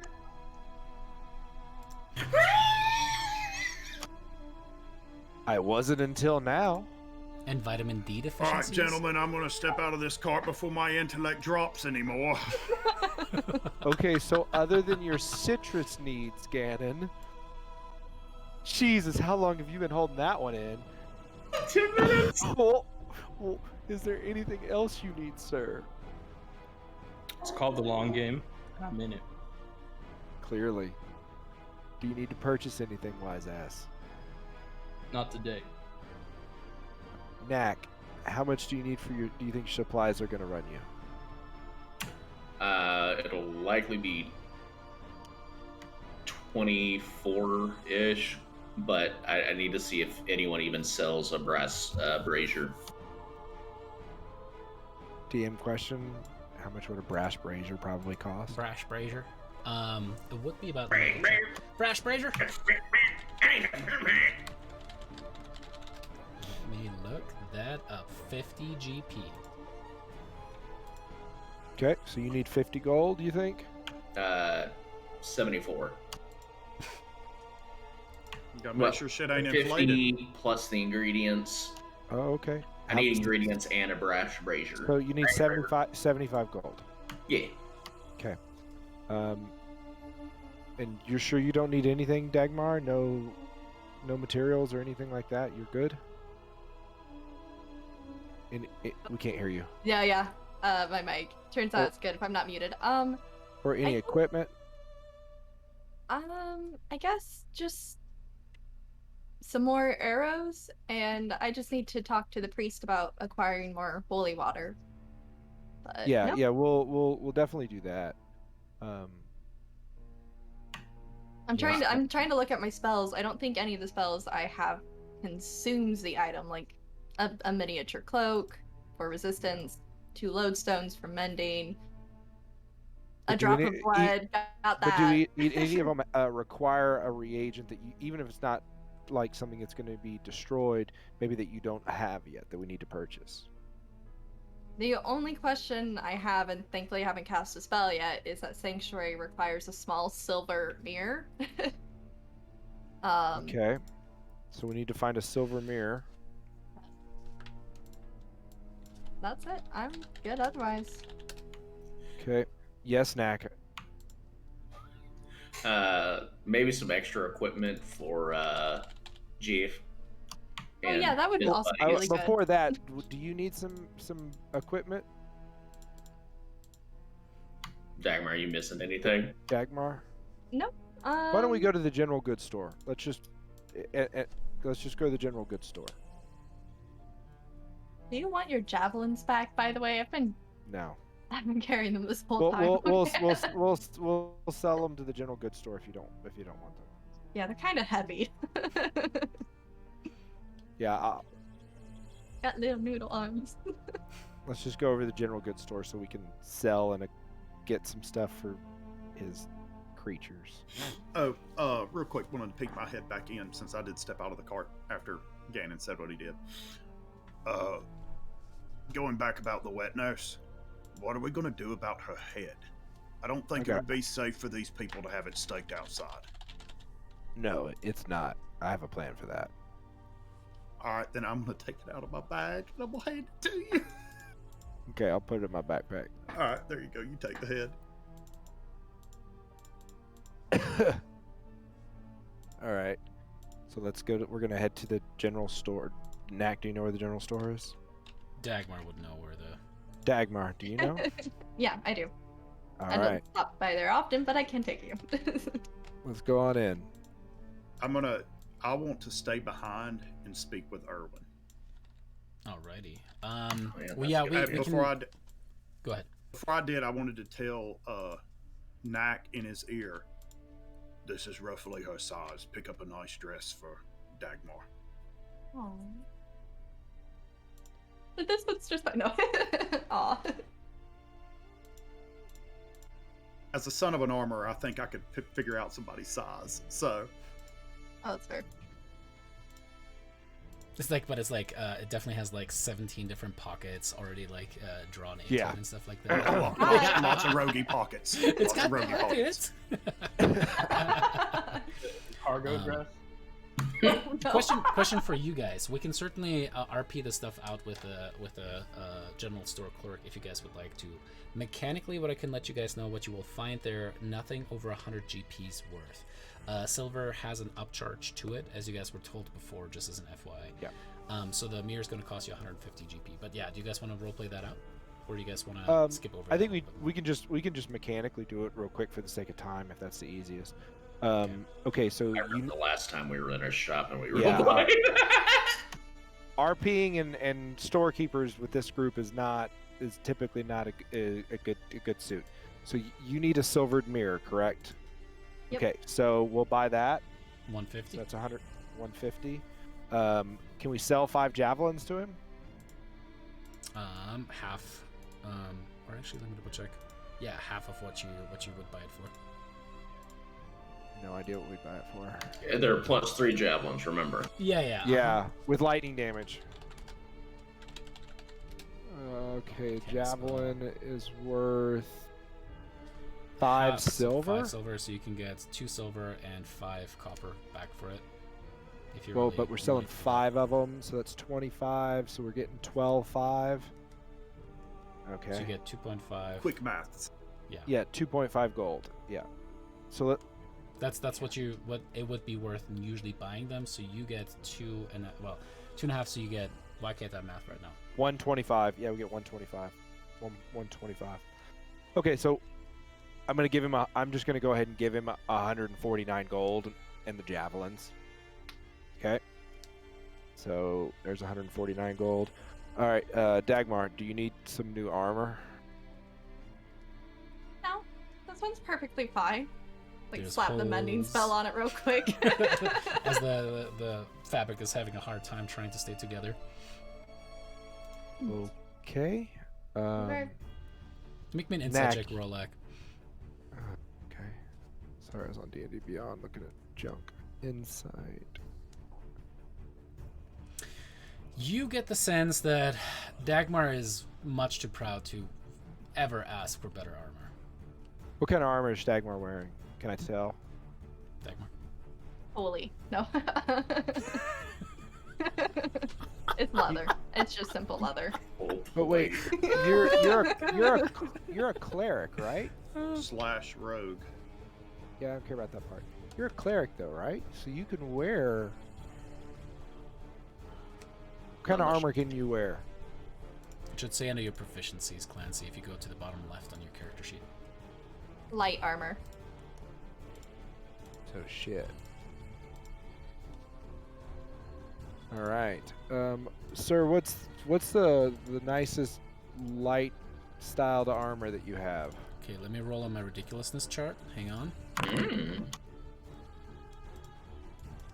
All right. What you see before you is this just absolutely opulent man. Like, you see him actually have like a wheelchair kind of formed at the side, and there's just rolls and rolls and rolls of fat kind of come out, and he's just like you gotta ask me the question again. Sorry, it's been a while since I looked at this character. My first question, sir, do you like wine? That face. You should know that we actually are the group that just restored the Wizard of Wine, and so wine will be flowing in the town again. Very good. On that note, what type of light armor do you have? We have leather studded. How much for the studded? Let me look that up. I'm about to say, don't give I yourself think it's a crick in your 75 if I neck. remembered right. Let me double check. Yeah, I'm though. looking right now for 45. you too. 45. Yeah, it would be 45 for you guys. You get the sense that the shops actually are treating you guys fairly. And by fairly, we just mean mechanically players have an expectation of what something should cost according to a book called the Player's Handbook, and apparently the prices are according to that book in this specific store. It's weird. It's weird when you're not in a store when it's 1,000% markup. Okay, I'll take that, and I'm gonna kind of like, I'm gonna go. Is it okay if I take it, sir? And I'm gonna put 45 gold on the table. And I'm gonna take it, and I'm gonna give it to Clancy. I'm gonna go, hey, go in the other room, change and burn that armor. I can't hear you. I already. Dagmar's gonna try to argue and then just throw her hands up and. Thank you. I don't know why, but thank you. Then watch this change it. I'm gonna go. Fella, Yes. wait. Told me her dress size. He said buy a nice dress. What size is it? Do you have The any? size Wait told me. Yeah, hang on. The size off of Yeah, what size? What size, boys? I was curious if he was gonna put his foot in his mouth and actually say a size. That's why I was like, what I go with a size? 4. Oh no. I'm too smart for that. All I know is Hoyt told me a size, and so the size Hoyt told me. We use variables here. Okay, I'm guessing this is gonna be like formal wear. Yeah. It's about a 9.5. So that's under. I'm trying to look in player. Fine handbook. clothes. That's what I'm looking for. David, So throw on a bunch of turtlenecks real quick. All right, Yeah. so fine clothes. Here's the thing: fine clothes cost 15 gold. Sir, do you happen to have some fine clothes for men and women? Yes. Most of the clothes are custom made for the Baroness. Would you like to order something? How long would that take? A few days, at least. Yeah. But no. if you're willing to pay extra, I might be able to throw together a few things, make look real nice. She won't. It was a great gesture. She won't want to wear it anyway, and it's gonna take too long. So, Alright. Knack, do you need stuff for Bojangles 1 and 2? Yes.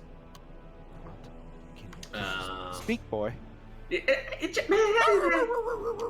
I have made the executive decision that I will only be raising Jeffs from now on. Okay. What difference does that make?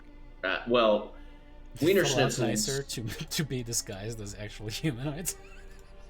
Sorry, that's They a are bad easier to topic. disguise. 1, 2, they don't smell as bad. But Wiener Schnitzels also are very slow and Okay. can't use ranged weaponry Okay.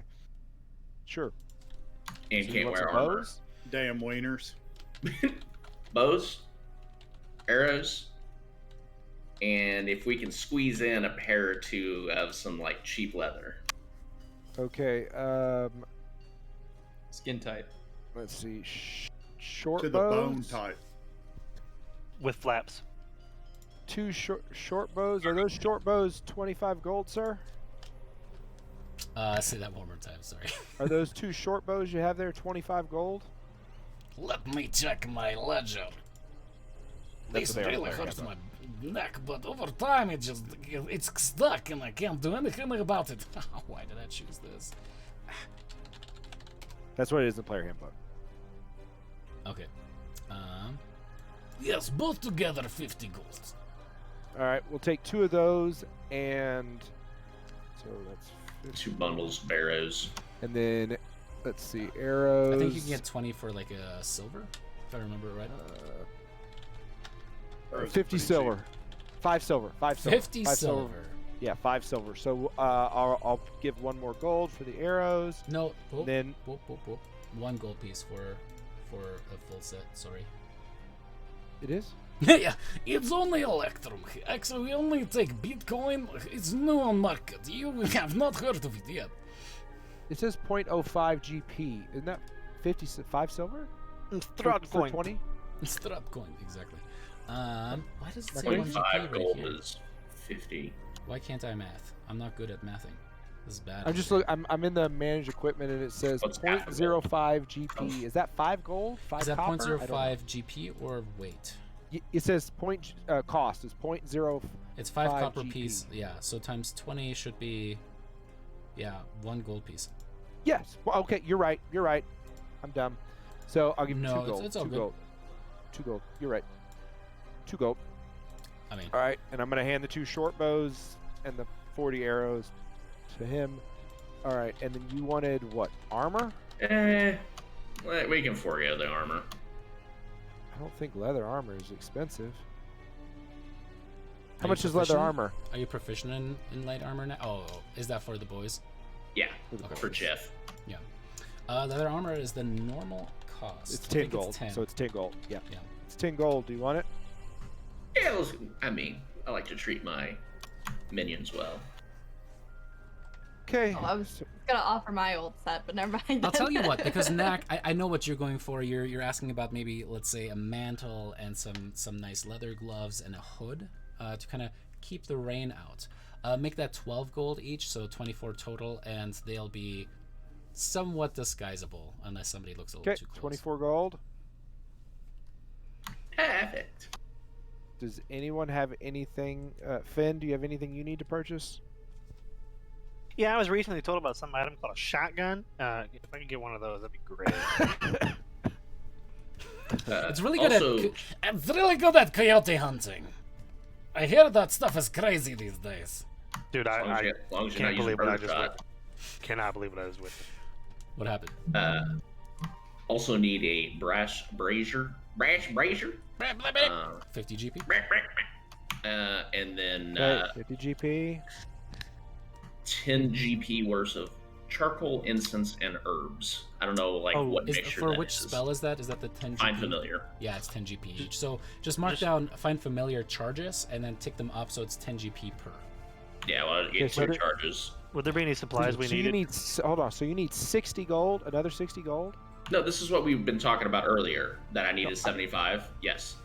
Okay, I understand that. I'm just making a list right now. So that's 60. You are literally taking all of our money. And the legendary tome. I mean, don't forget about that. Now, couldn't he just get charcoal from the fireplaces that are like Erwin's got or what? It's more than just the charcoal, but yeah. It's fine. I'm just doing the math on how much we've spent so far. I need these things. Wizards are expensive. Yeah, okay. Finn, It can also sir. win you a fight against a very powerful freaking witch with a single spell. Yeah. Potato, tomato. I was trying to ask Finn, and all of a sudden Nick is over here taking more money. Finn, did you need something, sir? I was asking David. You had mentioned that we could make the Gilded Acorn ourselves, but I didn't specify if that needs supplies or if that's just a non-purchase. You know what I mean? Like, is that just something we can just say it takes a day to make, or we need to purchase the supplies? It would take you probably at least a work week to make that, but yeah. But what I'm saying is, do I need to purchase a supply to make that? Other than I have No, the you just need gold, your favorite kind of acorn, and access to Erwin's forge and stuff. Oh, how much gold do you need for that? No, he's saying I don't need any gold. No, you do need the You have to gold. gild. No, you need. Yeah. Oh, so would that be my gold? Yeah. Like, specifically. Oh, okay. So How much? just to make it simple, we'll say it's 300 GP's worth of gold. Holy shit! That's how much the casting material costs. It's 300 GP to cast it. But on the upside, it doesn't get consumed when you cast it. And what is this for? It's What's a Gilded Acorn from my level 6 spell. I picked up the acorn back when we were in the forest because I knew it was coming. It's for Level it's 6 spell? It's a summon spell. It's a summon. Of some kind. Yeah, but you said level 6, right? Yes, but he That's told a me that later it would. problem. No, That's not the- I understand that, but he told me to prep for it, so that's why I was asking, like, what do I need? Gotcha. Okay. All right. Well, at least you got the acorn. Yeah. Well, I mean, but realistically, I mean, we're only, DC hopefully 25 survival check. I'm sorry. our health should just, our income should just, our wealth should just grow. But that's not a problem we got to worry I'm about the cheap right now. date here. Yeah. I need know the money is. Apparently. Is there anything else? Meanwhile, Dagmar is just like, this is fun. Yeah, you and I are the cheap dates. I didn't spend a penny. Want any of this? I haven't but- spent shit either. Yeah. Well, yeah, but you need a bunch coming. Okay. I grow in power. Okay, so if that is everything, then we spent 381 gold minus 1,000 means we have 619 left. Divided by 6 means each player is going to get 103 gold. And you should be able to give just click in that field, hit plus 103, and it automatically calculates the new total. Oh, it didn't let me do a plus.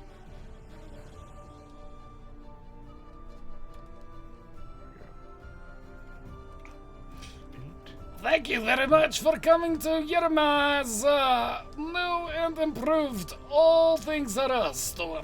Come again soon. As You you guys have- finally walk out of the store there.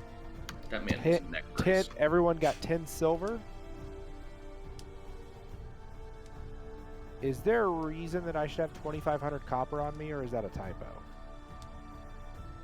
I'm trying to That sounds remember. like a typo. I think there was something that had that much. I think it might have come originally actually from, no, where did that come from? I remember there was a place that had a crap ton of, You robbed the wishing well at Strahd's palace. yeah. For now, delete it and we'll try to find out where that. Because that doesn't sound right. It just sounds doesn't- heavy. That's like That's, 250 yeah, that like sounds like 25 I'm literally pounds or like something. have a wagon behind me full of pennies. Okay, Grease and wagon. everyone has 6 copper. That just took, so y'all know, 60 pounds off of my character getting rid of that 2,500 copper. I had 60 pounds worth of copper. It's almost an entire Dagmar. Yeah, I can carry over 100 pounds now because I just literally like got rid of it. Drake, could you go over again how much we all got? 103 GP, 10 Yeah, S- 103, 10 100 silver, and 6 copper. On the way I out, had this the, money in my life. on the way out of the general goods store, do they sell any sort of produce?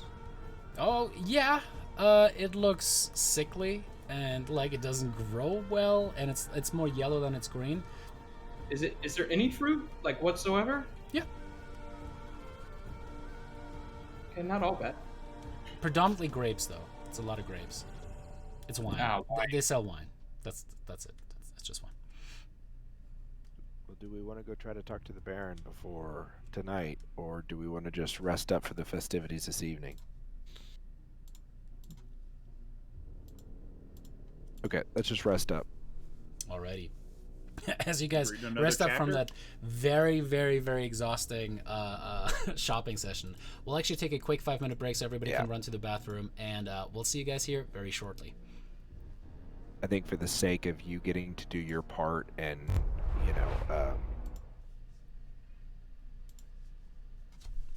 Yeah, this will be fun. We'll be back in just a short 5 minutes, and we'll see you guys soon.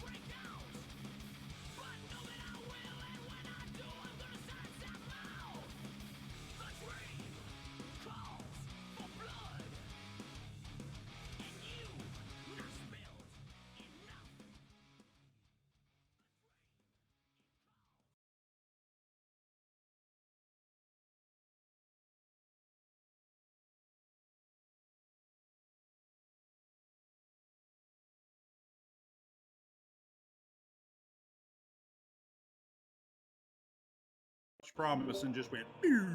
I was so excited, and then they announced that it was going to be online play only. No, dead to me. What game were you guys talking about? I stepped away for a second. Oh, that's 76. 76. Yeah. Dude. But it's the only Fallout merch I could find that actually tailored to women. Drake. So. Crystal's brother. Go ahead. I've got the bobblehead Fallout 70, the Fallout mini bobblehead that has the graduation cap on in my classroom. I literally knew that I want to marry this man when I came over to his house and he showed me that he is every like pit boy that has come out. Like that's when I was like,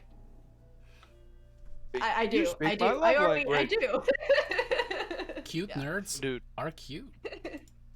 Crystal's brother asked me why he was here. He walked to my office, and he goes, "I had BattleNet up for some fucking reason," and he goes, "Dude, do you play Call of Duty?"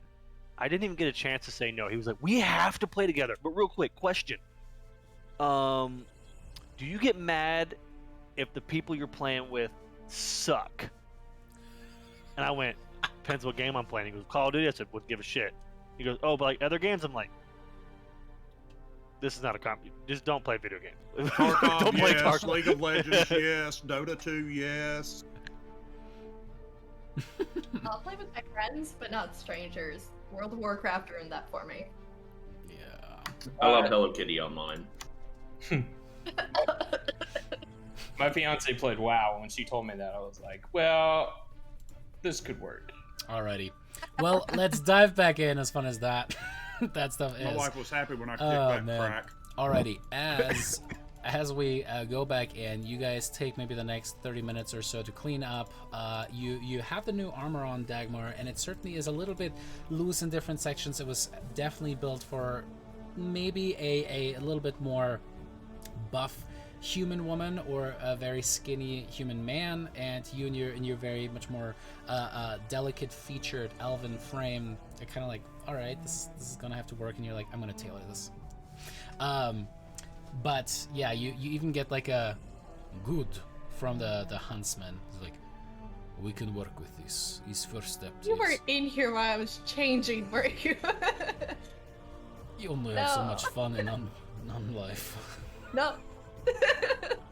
As the but little... I'm gonna still have the dress on, but. Alrighty, as you put on the dress, you still have the rest of the morning. It is about mid-morning now. What would you guys like to do? I think we said we just wanted to rest and just move forward to ensure that Hoyt gets to do his speech, right, guys? Okay. Roger that. Yep. All right. As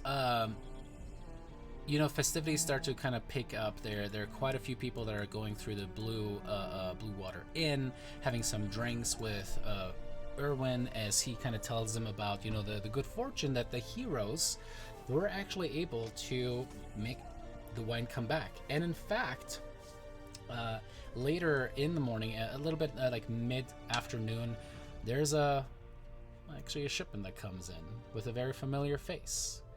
As you guys are sitting there, kind of like just relaxing, having a good time, keeping drool from Nack's face as he looks at the tome, as you see Davian Martikov, the patriarch of the Martikov family and the Were-Raven Order, step in. And there's a little bit, just a momentary tense moment as Davian and Erwin look at each other, that you can just tell there's been some bad blood between this father and son. As Erwin just goes, "It's good to see you, old man." And Davian just responds, "Bah! Ugh. This is something that I did because of them." As he kind of points towards you guys with a nod.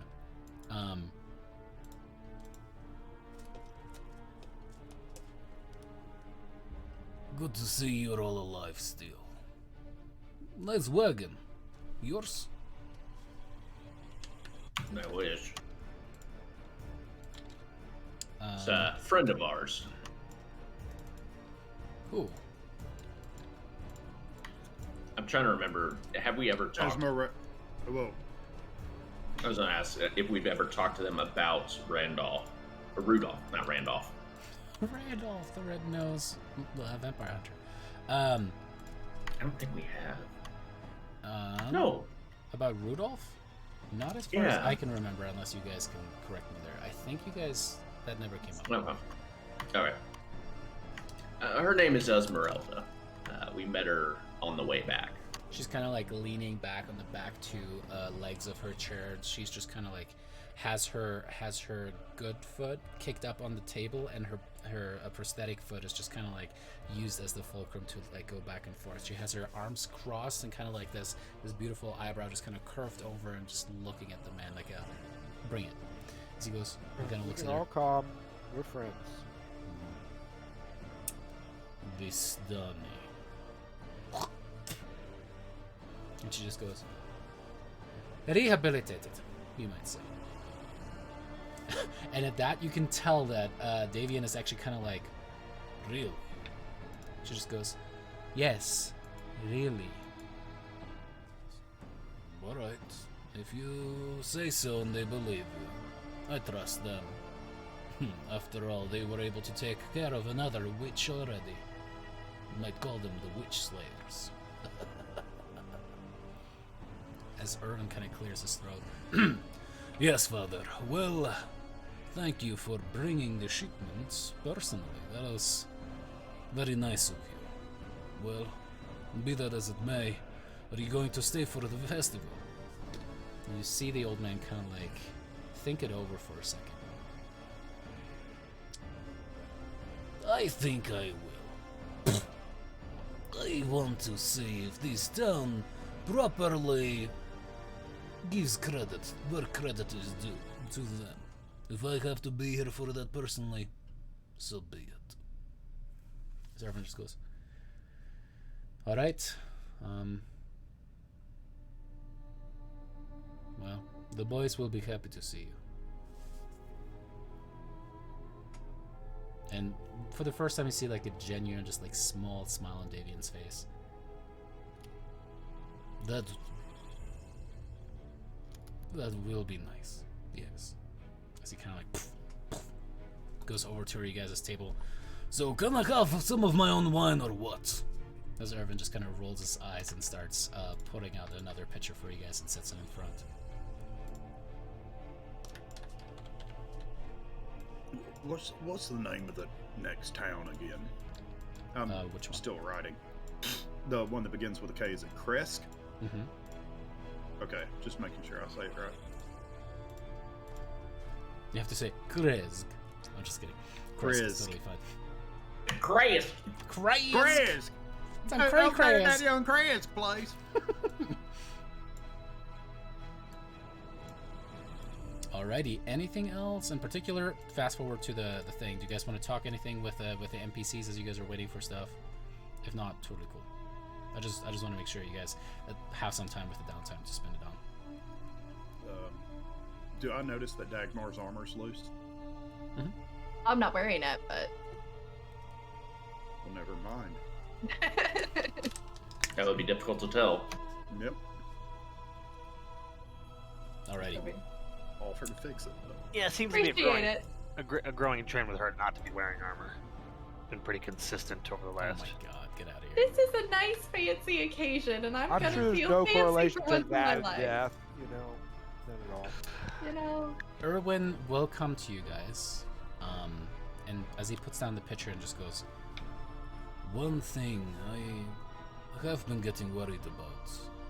Now, your friend, Zakya, he seemed very much interested and worried about some vision he was talking about.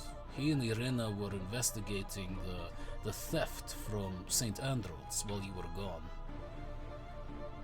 And then he disappeared. Irina said that he had been mumbling something about having to go west to find the person with the stumps, and that you would understand what that means, but I do not understand. The only thing that is truly west of here that you haven't been to yet is, well, Kresk, I suppose. So, if you're looking for your friend, I'm guessing that is where he is. Now... What about Irina? I have not seen her. She was not here the night before you arrived, and, well, she did not arrive this morning either. She's been gone. as he kind of looks around. The bar's pretty empty except for you guys currently. He leans in. Now, I have reports that Strahd is gone. Izek, the Baron's right-hand man. What you told me makes me worried. If he is gone and she is gone, I think you can put one and one together. I have my people on it already, but I fear the worst. If you can get us a location, it'd be appreciated. Sure, but you might want to keep your ears to the ground as well. Will do. Anyway. We can always ask the Burgermeister about any missions he may have said he was going to. We could say we need to speak with him in regards to the safety of the town. That is a good idea. He did look at her like a piece of meat at that dinner. Which was odd, because we were having soup. Yes. Yep. Sept Imperium, everybody. On bread. Flashbacks to foot soup. Mm-hmm. Oh, yep, no. I went there too. Yep. The toe, that toe marinade. Chowder. Nope. Right past that. I'm Trigger gonna warning, throw up everybody. everything I ate today. Alrighty, as you guys finish up late lunch and get yourselves ready, you clean up a little bit more. There's fancy prestidigitation coming from Knack, and ultimately, you find yourselves kind of being actually hollered out as there are soldiers going from house to house, forcing people to attend the festival. Ultimately, there are a couple guards that actually come into the inn itself and say like, "All right, everyone, it is time for the festival. Everybody, come on, get up. If you have torch, take it out too. This is going to be a wonderful event."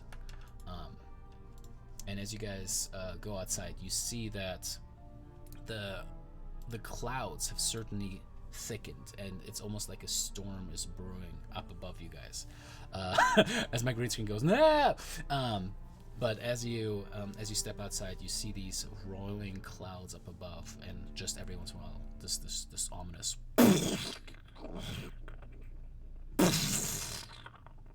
thunder, but no apparent lightning yet. As you guys look eastward, you do see the tops of Castle Ravenloft just ominously peeking over some of the canopy of the trees to the east. As you guys are being corralled forward with the rest of the villagers, you see now the center of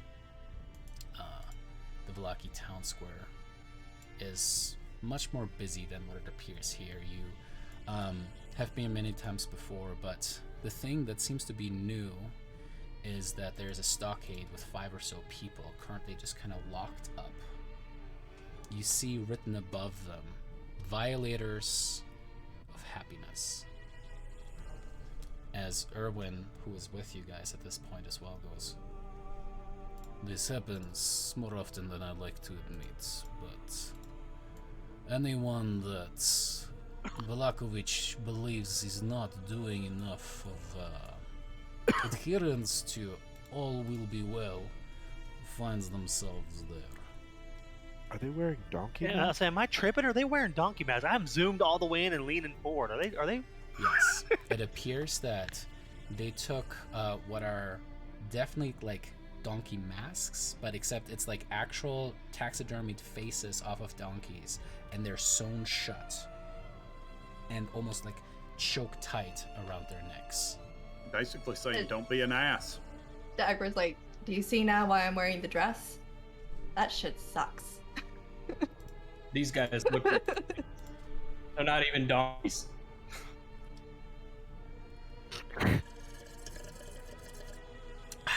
Yep, just a long drink on that one. Yep. Been drinking my tea like nothing's going on. As you guys are pushing forward here, Do we recognize anyone that's in the stockade? not I know we with the wouldn't see masks their on. face, That but was does like- any of them like? This is Drake asking. Does any of them resemble Blinsky? Make me a perception Rough. check with disadvantage. I wouldn't know that. I'm just Yeah, that's what I'm the saying. Like player as wants a to know. character, that's what rolls are awesome about. It's you said crazy. perception with disadvantage. Mm-hmm.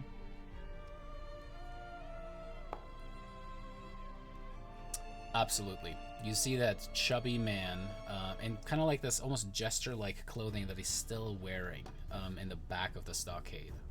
And there's just like a soft whimpering coming from him.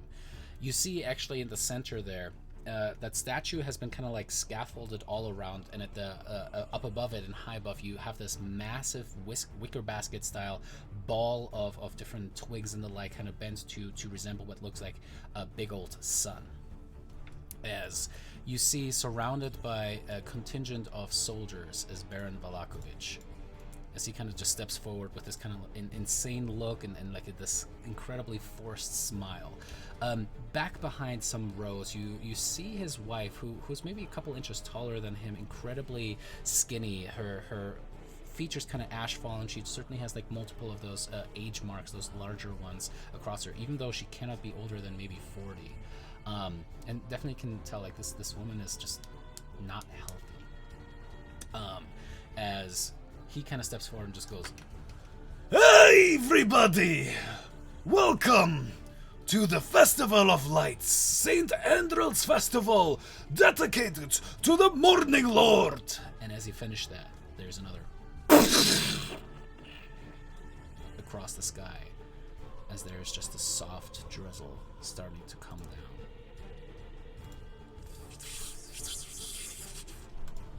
You guys kind of look at each other as the Baron kind of like twitches for a second and looks at a guard who then steps forward and just kind of like sprays oil all over that massive ball of twigs. We have gathered here today, as we do every week, to fight off the ludicrous nature of the devil with our happiness and our dedication to looking forward and never back, to not be like these naysayers, As he points towards the people in the stockade. but instead to be heroes that look forward and vanquish evil. And he points towards you guys.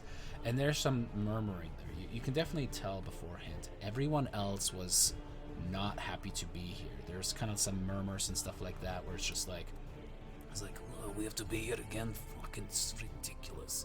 Right? That kind of stuff. And as that is all happening, he just continues and goes, This group, Sept Imperium, was able to make the wine flow again. and at that, actually, some people are kind of like starting to nod and kind of look at each other like, oh. I know that many of you lost faith when the Mad Mage assembled his troops. We lost many to the foolhardiness, when instead of focusing on our community and unity, the happiness we can create within the safe walls of Vallaki, we looked outside. We led them to the slaughter at the castle, like pigs. But the Mad Mage is gone, and a new time is here, of heroes that will protect Vallaki. The protectors of Vallaki, Sept Imperium! And there's just kind of like an awkward pause as everybody kind of looks around, and you see the guards kind of like starting to grab some of their, like wooden batons to start like, flogging people if they don't do what they're supposed to do. And people are just like, Sept Imperium! Sept! And people are just kind of like forcibly going like, yay! Yay! And it's just kind of like this weird Knack is beaming, but Dagmar, you... Yeah, I was gonna say completely oblivious to the situation. We're like, thank you. Yeah. Thank you. Dagmar, you're probably the most uncomfortable since you grew up in this town. You're just like, Do I still clap? I'm probably gonna clap. you have that Don't same look at innate, me. just like, I go, yeah, sure, whatever. I just picture Finn like, oh, stop. Okay, come on. Hey!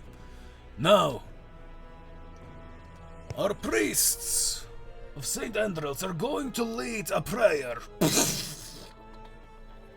And you see kind of like some worriedness and just anxiety in his eyes, and then like immediately it's almost like it just switches. Like there's a trigger in him as he's like, But that way we know all will be well as we still worship the Morning Lord. Yes, all of us, please gather together in prayer. and you see everybody just kind of look at each other and kind of like, the kid that doesn't actually believe in God, who finds himself suddenly at a Catholic mass. You're just like, blah blah blah blah blah blah, humbug, blah blah blah blah blah. Please don't be in Spanish. Please don't be in Spanish. Yeah. Der du bist im Himmel, dein Name ist dein Himmel komme, yeah. And it's just like they're kind of like mumbling together, and it's kind of like it almost feels like this weird cultish chant as everybody's kind of like murmuring rather than like fully embracing it, as the rain is starting to get heavier and heavier. As finally Valakovich kind of turns and goes, Thank you very much, Father. Now, Sept Imperium has blessed us with their presence after accomplishing the wonderful. One of theirs has agreed to speak at this event, to tell us why all will be well. and you can see like the guards kind of like almost kind of flinch at that, and everybody's like, oh, we'll be well, oh yeah, all will be well, oh. Please. And he motions for you guys now to step into the center of this. I'm gonna slap Hoyt on the head. Like, get him, Tiger. That's like, I'm assuming it's a metal ass too, so it's like a ting. Ding! Because I did put my armor. Full armor is on minus the helmet. Alrighty. His Just metal because- ass, not his armor that he's wearing. He has a metal ass. All right, so Yeah. Hey, when you work out. work out. Yeah, Alright, but it- Heavy squats. So, guess it's my time for this speech. I walk up to the center stage or wherever and try to get on something so people can see me, because it looks like it's in the middle of the street. So I will There's get like, up on yeah, the there's edge. like a little wooden podium that they built for him as he kind of like addresses everyone. It is about 10 or so feet away from this wicker edifice there. Okay. So, good citizens of Valaki, lend me your ears. We are dealing with a pandemic of epic proportions. That pandemic is the person that will go unnamed, for speaking his name provides him with life and deity status which he is undeserving.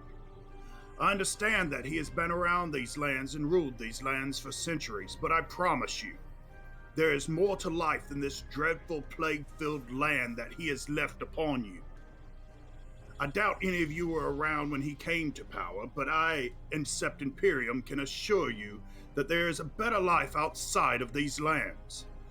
Outside of the cloud-covered skies and perpetual darkness, there is light. Flowers and tranquil lands with a variety of people and races which you have surely encountered of your time here as they have entered your land as adventurers. You might be asking yourself, how do you see these lands? What is my part in achieving this lofty goal that people have died over and over again to achieve? The answer is simple, Barovians. We must be able to apprehend and recognize for what it is the nature of the beast for which we are dealing. We must study him with the same courage, detachment, and objectivity, in the same determination not to be emotionally provoked or unseated by him. Happiness, courage, and hope will prevail this time. Your days of pain, suffering, and living in bondage to someone who sets your mind to perpetual fear will be over soon. But please understand, this is not a small task to undertake. Sept Imperium has made strides in clearing out some of the scourge that plague these lands. I assure you that your town guard and many of your fellow citizens keep you safe as well. Look at the stakes outside these gates, with a variety of deceased that have been slaughtered over time. These creatures are not, and I slam my fist down on the podium and the thunder in my gauntlet shakes, your friends. The unspoken sends them upon you to frighten you, to make you fear every step, every decision that you make. The days of this are over. I have stood eye to chest with the unnamed, and he would not even give me an audience. Just a shallow, weak attempt to control my mind. He cannot handle the truth that I have for him. The truth is happiness will rule. Hope will rule. Courage that lies deep in you will rule. However, this cannot happen as long as there are divisions afoot. It does not matter whether you are human, a half-orc, a dusk elf, or just confused in what you are, and I kind of look over at Ganon. You will never be victorious as long as you are divided. United, you must stand in the face of odds that are stacked against you in this land. It can be much more glorious and a beautiful place if we can stand with one another and ignore the things that make us different. Good will conquer evil. Happiness and acceptance will lead to a better future for all Barovians. The one you have prayed to has sent me to be your champion. Your champion I will be. By the morning, Lord, I assure you, these days will soon be behind you. In the town of Barovia to Kresk, from Mount Gakis to Mount Baratok, the Morning Lord assures you these dark days will soon end. Do your part as we will, provides no safe harbor to those who aid the person who will go unnamed. Do not speak his name aloud. Those who aid him and worship him are against you as well. Sept Imperium assures you. The Morning Lord of Lathander assures you. Velakovich assures you. All will be well. Say it with me. All will be well. And I point to the sky and ritually cast Skyrite.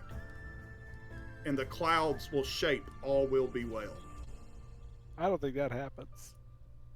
That takes a long time. It takes like 10 minutes plus the casting time. Well, I will cast it. Just cast it directly. How long does that take? Go ahead and cast it real quick. All right, give me a second. 10 minutes. I think it's 10 minutes. I didn't know how long, but So I'm gonna delay for 10 minutes while this is happening. Diddly-dee-diddly-dee-diddly-dee. Actually, no, one action. Oh, one action. One action, so you can just cast it. Okay, there you go. Yeah. All right, as you put out your hands and the clouds themselves kind of form themselves into will be well. You see Valakovich's face just absolutely beam. Go ahead and make me a persuasion check with advantage. all right, that don't work. I'm using my inspiration. So you gotta call it beforehand. Well, I haven't rolled yet either. Hang on, before you roll that, because I think we just lost Chris. Potentially, or we lost someone. That was Jason. Jason. It was Jason. Jason's camera went off. In the wrong place. Hold on. So you said persuasion? You have But advantage, so you you're can't use. calling your inspiration. He has advantage, so you can't Oh use yeah, it. you have advantage. So. 2 nines. He rolled 2 nines. Can No. I use my inspiration? You used the inspiration beforehand, so that would have given you advantage. As you finish your speech and you put your hand across, the all but will be well kind of appears. And you see Valakovich is just like all about it, fired up. You mentioned him, you referenced him, and he's just like, yes! You see all the people kind of uncertainly looking at each other, for all around you, lightning has been striking across and building like this web of electricity across the sky, as the rain is now starting to come down harder and harder and harder upon you guys. And it's just absolutely massive. As the rain is getting harder and harder, your hand finally goes up and all will be well. As that appears, there's another lightning that cuts across it, and as it does, it just cuts through your letters. And you see the W seems to have readjusted, and it just says, all will be hell. And there's a single clap that just comes from the middle of the audience that's just like, and people are kind of like parting as they look at each other. As in the middle of all of it, you see a figure step forward, Here we fucking go. now familiar to you. Angular features, black, slick hair, red irises that seem to burn with a magical fire. And you see people are stumbling over each other, literally falling over each other as they realize who is there. As he steps away from them and towards you guys. There's now a ring maybe 20 feet wide where nobody's standing around him. He's just in the middle of the town, surrounded by all of you guys. The guards, all of them have like crossbows leveled at them, pull out pole arms, kind of like try to surround him as he just has an eyebrow kind of go up. The other thing that you notice is not a single drop of the rain seems to touch him. I have to give you credit, Master Dwarf. You have given one of the best speeches I have heard in centuries. Baron! As he addresses Valakovich, and he kind of just shrinks and kind of like shakes in his boots. You look down on him and you can see he's definitely pissed himself. Did your ancestors tell you? And he kind of like starts to pace kind of back and forth in this little circle there. How many groups have made it to this point? Pacing.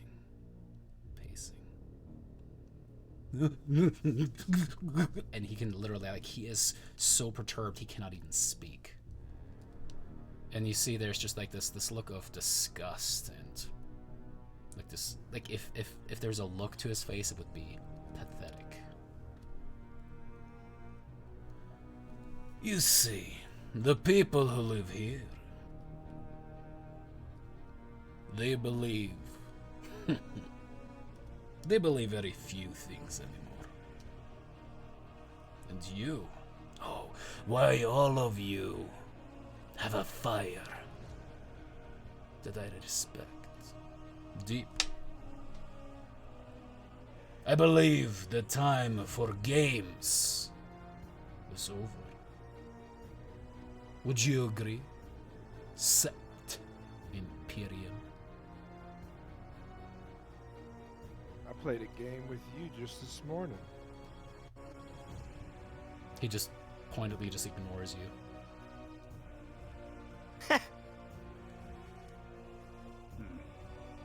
No? Finn has his hand on his crossbow, just kind of looking at him with a grin on his face. As the guards there, a couple of them, the biggest ones, the burly ones, are getting closer and closer to him, kind of like egging each other on. They kind of like looking that they have exactly what Drake is doing right now. He's like weapons out there, just like, all right, we got this, we're gonna go this. And as they're stepping closer, you see impossibly fast, Strahd seems to just reach for a sword that is at his side, and it's 1000% anime as he does that whole move. You suddenly see there's just a blur as a dozen of these guards, there's just like a fountain, a ring of blood. There's all of them just like throats cut, hearts pierced, all fall face first before him as the blood starts to run like rivers through the cobblestone around him. And you see that actually there's just a little bit of blood at the side of his mouth as he goes.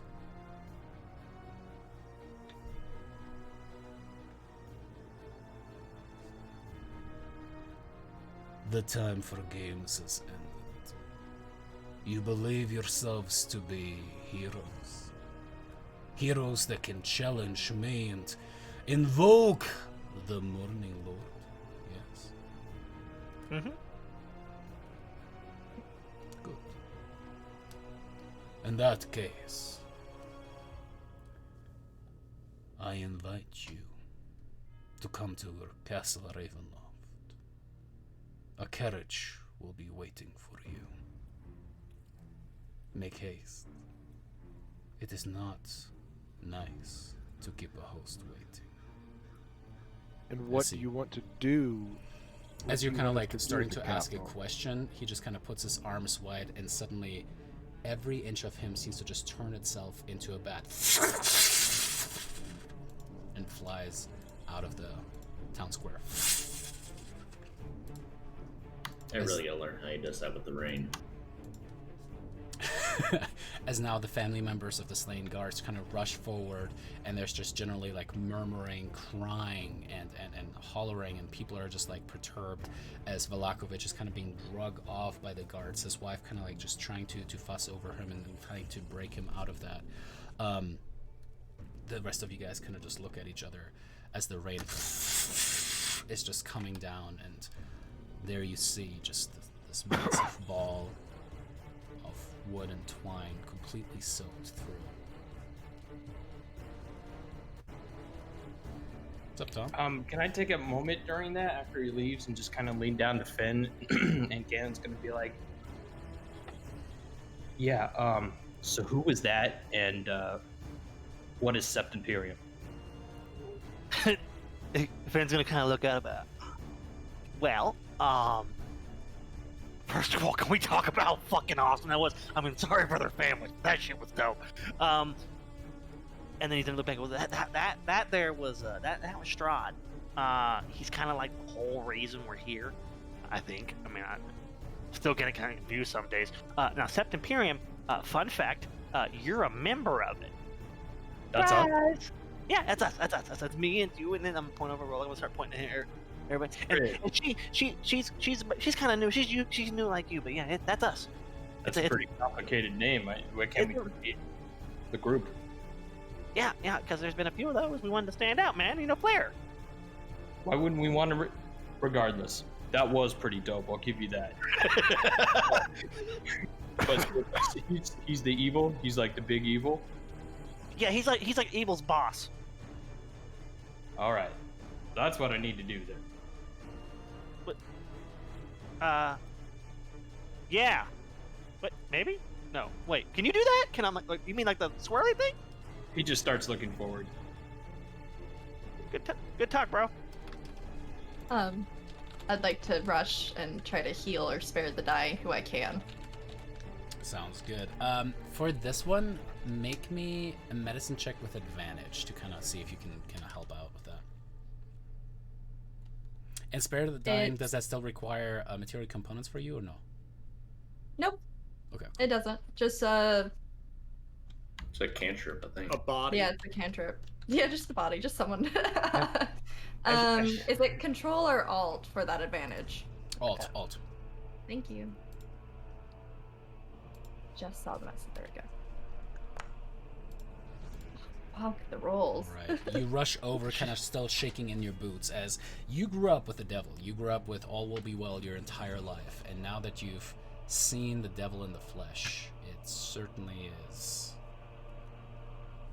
The fact that he showed up in the middle of the courtyard, unperturbed, slew these guards with no recourse. You kind of go around, and as that exactly the fog that is going on with Tom, with like trying to put in some moisture into his atmosphere, that's still kind of lingering there in the town, where before the fog seemed to have always kind of stopped at the gates.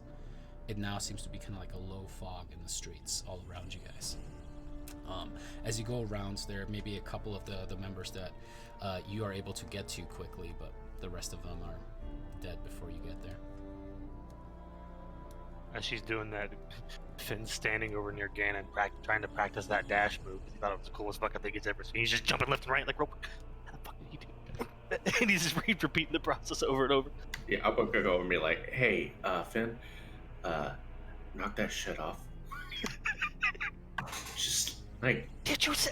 Not right now. Not right now. Not right now. That's just. Hey, Nat. Me. Since that was the guy, right? Mm-hmm. And you got the book? Yeah, I got his book. Yeah, I don't think we should be saying that out loud. You have a book? I have a book. A book. Did you like to read? Did anything happen in the book? Still in my bag. Yeah. Well, I didn't know because you get like. I thought this was going to be like the Frodo dagger when the goblins come around, and then you magically get +1 AC and it fucking shines and stuff. It's like, oh, Strahd's around. Here's your AC. Maybe we should have been looking at the book. Just two thoughts, real quick, boys and gals. A, don't tell him about the book. B, don't tell him about the head. I think him finding out we're carrying around his wet nurse's mom's head, wet nurse's head, in a bag, probably not going to be good. Also, carrying around his memoirs, probably not going to be good either. I'm actually going to leave it in my room. You also haven't attuned to it yet. FYI. Yeah, I was not. I was trying not to meta. Yeah. I'm not attuned yet, so I have no idea. Yeah. But yeah, I don't think we should bring those up to him. I need a long rest. Actually, so you can attune on a short rest. With the head, we should probably leave the head and the book here if we're going to his joint. Well, let's okay. Let's get out of the rain first. Let's. I assume pretty much everybody is like dipped out from the fucking red wedding that just happened.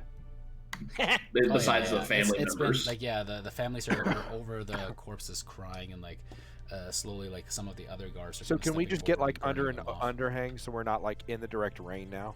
Yeah. Are we seriously thinking about going to the castle? Do we have a choice? Why the fuck would we? I mean, I love the confidence that we have a choice here. He'll point. just show up and cut our heads off if we don't. I'm pretty sure. And what the fuck do you think? What do you think's gonna happen when we go to his fucking sex dungeon? I don't know. Probably sex. So Finn's gonna raise his hand and be like, "So you're saying there's an option B?" No. It's either we get our heads cut off here or at the castle. And maybe at the castle we don't get our heads cut off because he said he's done with games, but we all know he loves his games. Here's an alternate. So he said the carriage will be waiting. Uh-huh. What if we try to make a beeline for either the manor or the mad mage? Either one of them clearly both hate Strahd, so if he comes for us, enemy of my enemy is my enemy. I mean, the mad mage had an army last time, and he lost.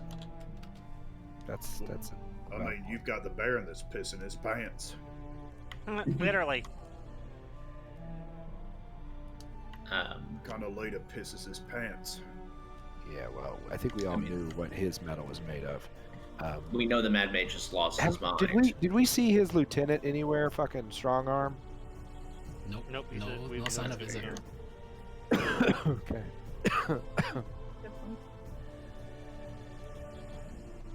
Okay. Considering this very well could be the last act that we make, I think that every single person needs to cast a vote. If whether we are going to go or just try to do anything else. Finn, what do you think? Do I stay or do I go? Finn's do gonna you kind of fall look. asleep or do you stay awake? No. I was just thinking about. Finn's gonna kind of look over at his bag, the egg, and he's gonna look at Knack, look at Rolak, and well, since we've been here, man, I've seen friends die and friends go, and oh shit, it's kind of starting to seem like the fuck. I mean, one way, either way, we end up meeting him. And to be honest with you, you know what? Fuck it. I'm fuck it.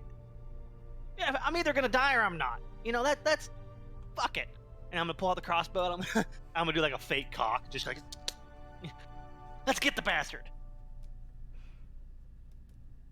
Okay, so I'm going to abridge my first question and add that I do think we should try to use diplomacy when we go, as opposed to get the bastard. But, okay, I'm gonna go. Yeah, diplomacy. Your vote is to go. No, Wink. You just winked, or was that a blink? My eye. I got something in my eye. He's going to get 8. Yeah. he's Dagmar, gonna- what is your thought, my dear? Dagmar's like hands like up to her sleeves covered in blood as she's pushing back her sleeve, dressed ruined, and she's like, I don't think we're ready. I don't think Oh, I know we're not ready. I'm gonna put my trust in you guys. I will follow. I will heal how I can. But we gotta be ready to run. Well, you might be the deciding vote. So, I'll go. Hoyt? As much as it displeases me to even toy with this idea, I'm with Knack. He loves the game too much. It would be too easy to invite the prey into his house and kill it. He'd rather toy with his food a little bit more if he was going to kill us. Let's go. Let's hear him out. But while I'm going to go, pay attention to things that we can exploit in his castle. Gannon?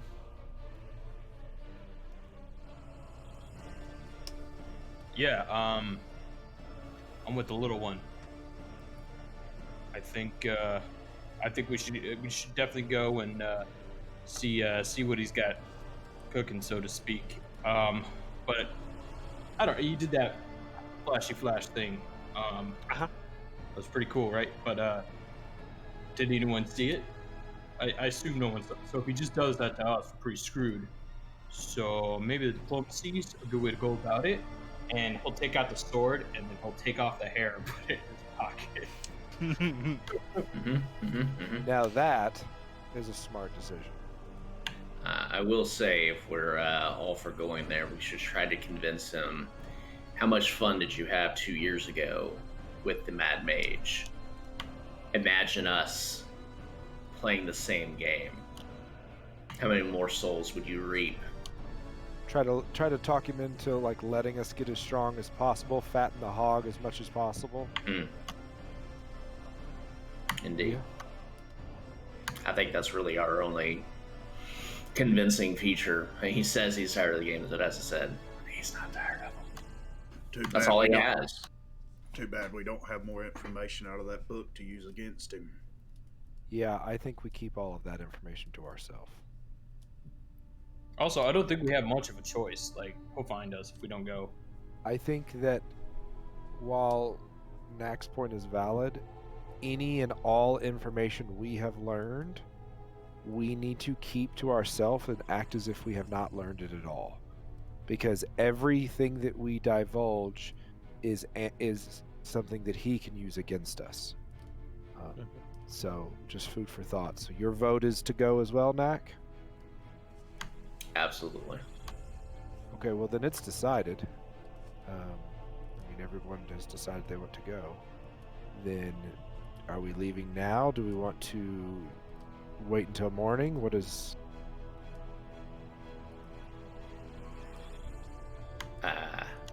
We do not need to tell Esmeralda where we are going. Who's there with you? Oh shit!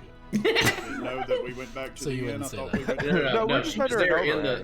the she would have been with the group Yeah, she as was with us. through the whole thing. No, yeah, so you obviously wouldn't have said that first taste. She's Yeah. I personally think that we have to go back to the inn because we want to put the hair and the head in the book in the inn before we leave. It's pretty late in the evening. I think that we get a full belly, we get a full night's sleep. I have no doubt that the cart will be there, the carriage will be there first thing in the morning, and we leave first thing in the morning. Okay. Does anybody have anything they need to do this evening, or are we just going to all go back and drink ourselves till we fall asleep?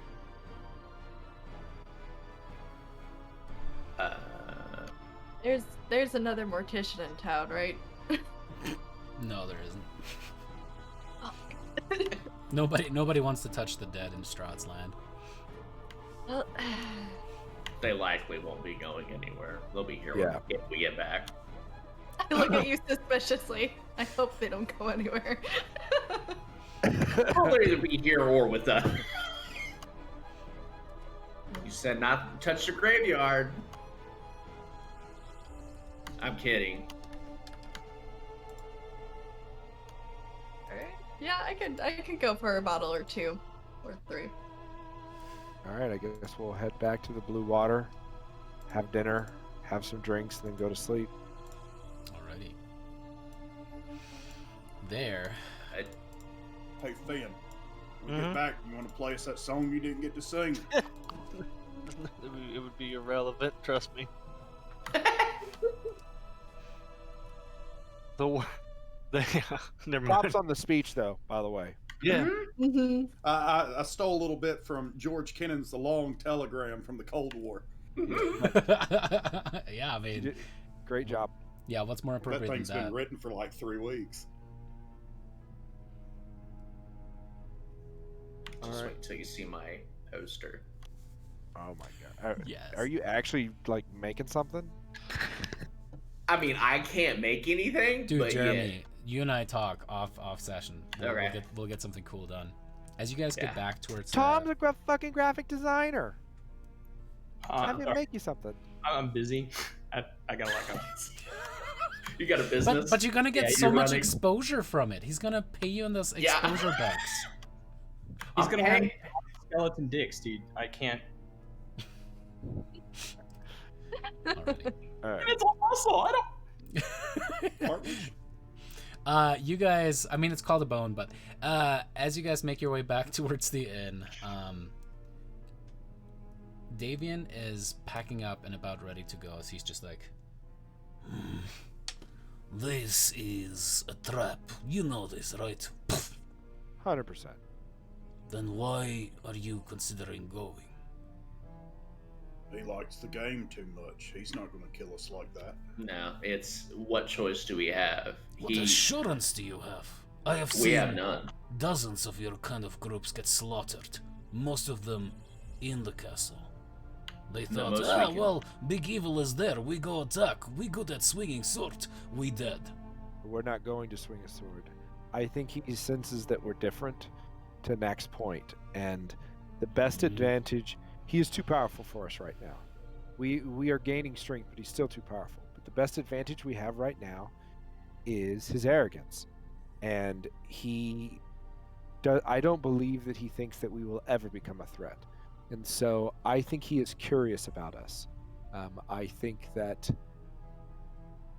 he dreams of someone killing him, but doesn't believe it can ever become a reality.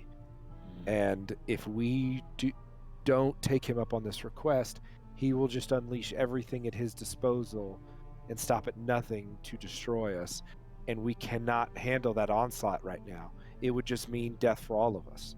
So if we can slick his lust, Entice play him. the game, entice him, and buy us some more time to gather more allies, to gather more weapons, then we have a shot. And to piggyback off of what Rolak said here, arrogance can be used as a weapon, or it can lead to your downfall. All civilizations have either had a really arrogant leader or a really confident leader. Even the most confident and headstrong and arrogant people will slip up. Hell, I've slipped up recently. And that's my quirk I have to deal with.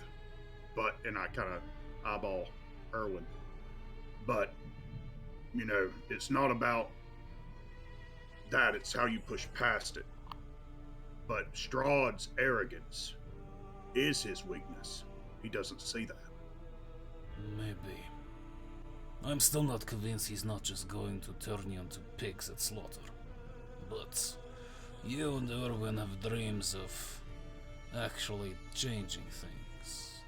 I will admit, until you didn't think it was possible.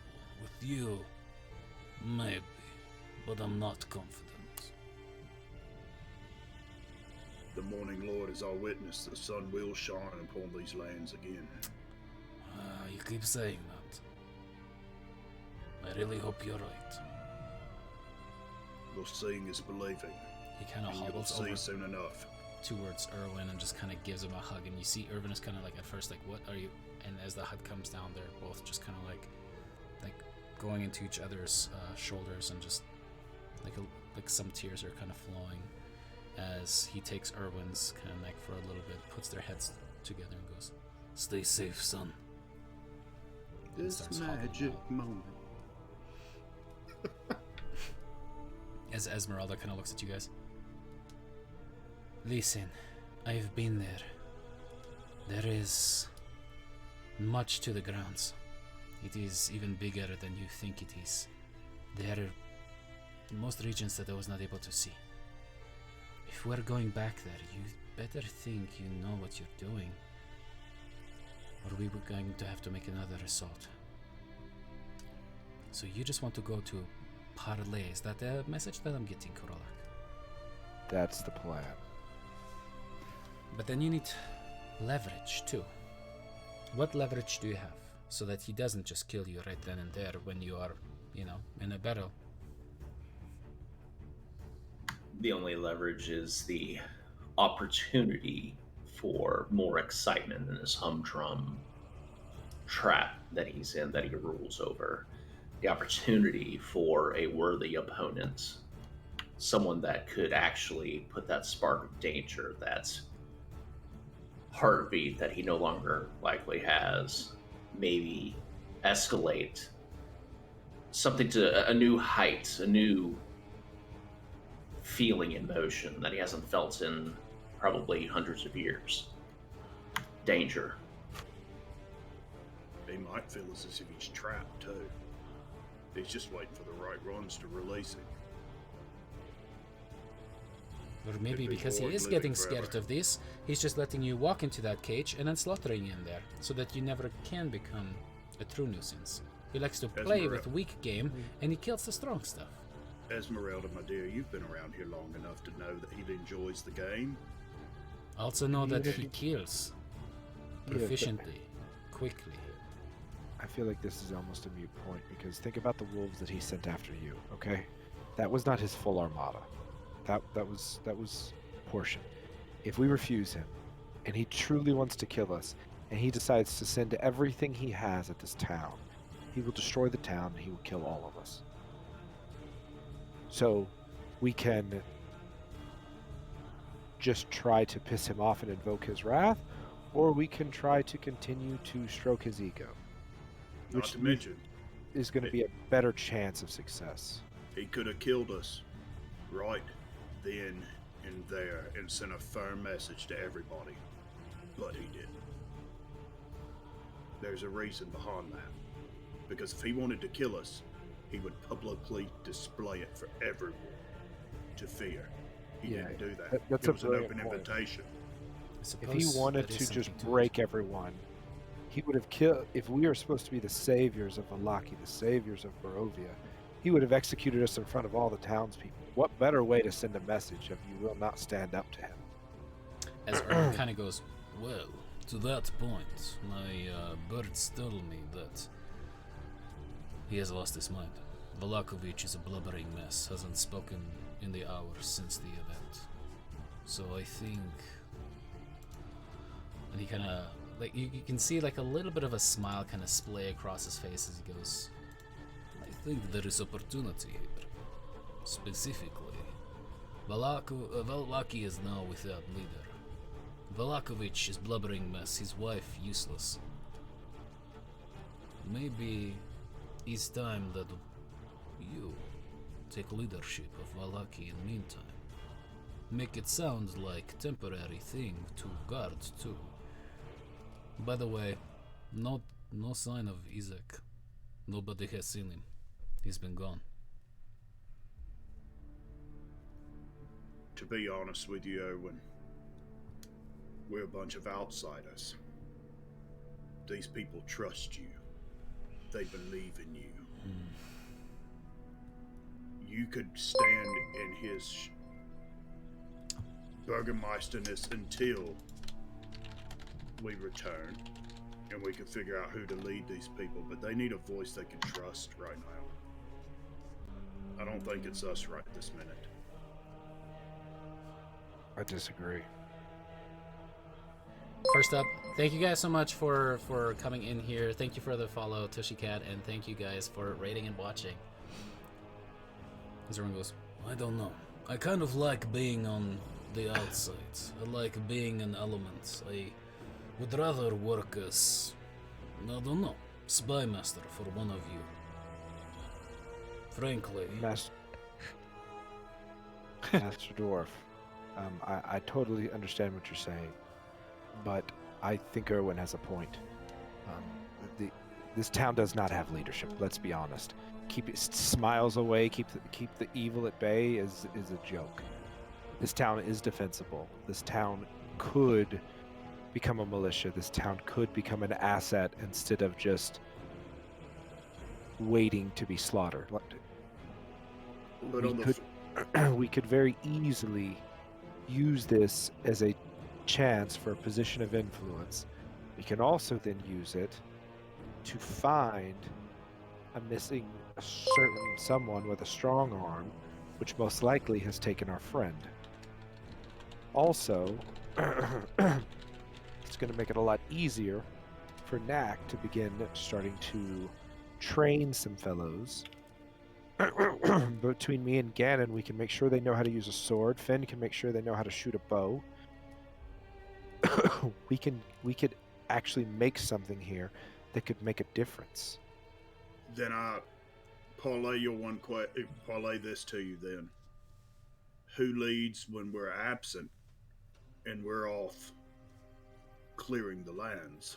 Well, if we could find Aurelia, she'd be perfect. Aurelia, yes, but Irina. Aurelia. Is she the lady that shoots the things out and about? Yeah. Top lane, right?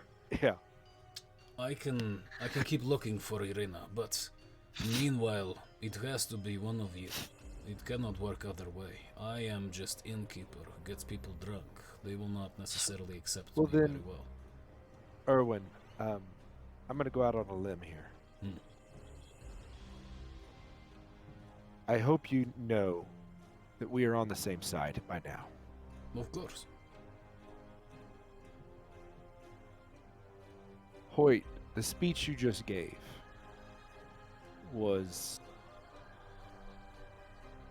out of character, and I don't mean that as an insult. I mean that I think it was you turning over a new petal to your flower, so to speak, developing, evolving. What if you needed to finish your armor? What if you were to stay? If Erwin would permit you to reuse the forge, that you spoke to the people last, you could, the group will take ownership of the town temporarily. You obviously could speak for us in the stead. All you need to do is start shoring up the fences, the walls, things of that nature. As soon as we have the parlay, we'll come immediately back and we can go from there and figure it out. In the worst case, maybe we can rally people, the ones who are still remaining, to bail you out of castle if necessary. What do you think, Hoyt? I don't mind staying back and doing that. It would help people. I will say my skills with metalwork is very poor. You, on the other hand, Master Dwarf, can build the weapons that we will need for this assault. Strahd is not the only thing we need to fear. He controls the land, the creatures, and those spawns that he has now created over the years. So it's settled. Hoyt will stay. He'll finish his, begin building a small armory. Also, Hoyt, I apologize. You can start looking at what armaments that the guard already has, so we know what we have at our disposal. Get head counts, troop count, figure out what we're working with, fix any holes in the walls that need to be repaired, actually make this a defensible outpost, and know what kind of rescue force you may have, if so needed. Is the bar clear of people except for us? Yeah. Erwin closed shop, especially afterwards for you guys to talk. Erwin, what I would like you to do, if you're so willing, I would like you to send ravens to Kresk, to the town of Barovia, and see if there are any willing people, citizens, that are sick and tired of being sick and tired, and have them come here. They will be trained, they will be armed, and together we can fight the Scourge. And if you're going to do that, also see if they see Strong Arm and or our girl. Of course. Will do. Now, my father mentioned something about you using the printing press. Looking at you, Nak. That's Maybe the plan. we take some time this evening to draw out something that they can then mass print, and we can drop flyers. Perfect. Good. Well, Baron Thundercleave, welcome to your barony. One last thing, and I thank you. Where can I find the two hunting brothers that were in here the first time we showed up? They actually left. They're out hunting again. But when they come back, I will make sure that they come to you immediately. You, of course, can stay within the inn to make plans. Anything you need, use the forge again. But I swear by the Morning Lord, if you're about to give my family secret again, I will fight you to the death. It was a slip of tongue. I know, it happens. And he gives you. He has foot and mouth disease. Oh, it is an acute case. Very cute. It's interesting how in bar, no sense, but when he is actually out there in front of people, magnificent. I don't understand it either. Politicians. He's got reverse stage fright. With Reverse stage fright? With the right-hand man to the former Baron being gone, who's the head of the guard? Who was next in line, or did he get killed in the soiree that happened? You guessed it. Pretty much at this point it is a confused guard trying to figure out what they can do while their Baron is not doing anything. I think between Erwin and you'll have no problem swaying them over. They're going to want someone to take leadership. Who better Only than thing the one Hoyt, blessed by the Morning Lord? And he points towards the tabard. Remember that the Baron's wife may have some devious dealings going on, so just keep an eye on her. She may not like her husband losing his position, even if it's only temporarily. It's fine. Well, I get a sense of everyone in the age range of 18 to like 50. The one that you will have to look out for leadership is not necessarily her. She is not skilled in such things. However, Crazy family. Lady Fiona Wachter. Remember the two snooty boys that made fun of Mac? They're her sons. She has never been shy about showing her allegiance to the devil. So, if anything, I think it is good you will stay behind, so that she won't get Valaki, and in turn, the devil will get Valaki. How curious just curiosity, how outward has she been with her support of the devil? Very. And in fact, she seems to have gathered a small group of believers, worshippers, so to speak, that have secret meetings in his name. It is bad. Valakovich did not have much support, but nobody wanted to have her be in his stead, but at this point I see it to be inevitable. You gather the troops and things, and when we return, we can deal with that. Very well. If you excuse me, gents, I'm going to go gather up some guard, have a conversation. Erwin, Sept Imperium, I'll see you guys and lady on the other side. And I flip a gold piece that I magically tinker as I flip it towards Dagmar that smells like mint. Oh, so say Vince has a sound again. Aw, throwback. Aww. I was gonna say, Dagmar would probably give you a hug and then cast guidance for you, so you had a bit of luck in convincing these guards. For the next minute. I appreciate it. It's like sprinting out. Guys! The first card you see, just use it. Dagmar, there's that overwhelming scent of just like that bloody iron in the air from you still having like your dress kind of soaked in that stuff, but there's just that pleasant scent as it suddenly disappears. You're like, this would have been so useful for so many years. Why didn't I pick up that spell? Oh, and as I walk out the door, I wanted to leave a note on Esmeralda's cart to tell her where I'll be. Okay, sounds good. Which, by the way, Esmeralda kind of actually goes towards you guys and says, listen, I just escaped from there. I can maybe keep you alive, but at the end of the day, I don't think this is a good idea. Would you be opposed to me staying back for now? I still need to find Rudolph first. I owe it to him. Stay back. We're not going in there with the intention to fight. And you can see there's just complete trepidation on her face as she nods. It's like, wait for me, I'm coming with you. I can feel it coming in the air tonight. I'm just saying you got that guidance. Oh, hi! Baron Hoyt is gonna get hot tonight. All right. I crawl into the cart. I've got a very high con and a very low dex. Wow.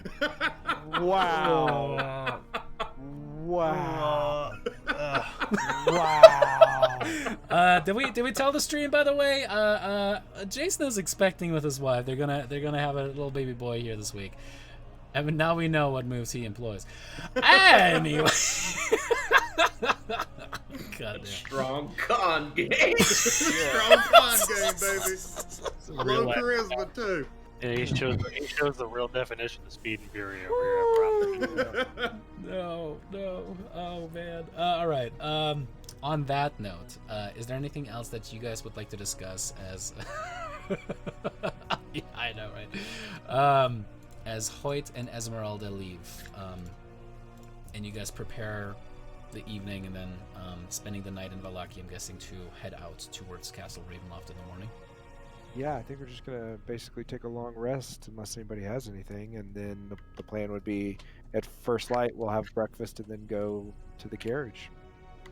Well, what time is it? What? 8 o'clock, right? Yeah, it's 8 o'clock. Yeah. Time? Okay, I'm gonna get obliterated until like 10:30, 11, and then head off. After I talk with Erwin about the poster, I want to cast Find Familiar ritually and summon a crab. Hey, I told you, crabs are great. This is a Yeah, call out I to saw Ken. that. Yeah. If you guys don't know in chat, a crab has 30-foot blind sight, which is neat. So you cast forth your crab. Let me know what it looks like, and if you ask Ken very, very nicely, he might even let you use the crab token that he has. But yeah, so you kind of go off in a corner, you ritually cast your crab, which is a hilarious thing to see. Again, and you just like slam down drink after drink. Make me wisdom saving throw as you get obliterated, Ganon. Oh boy, here we go.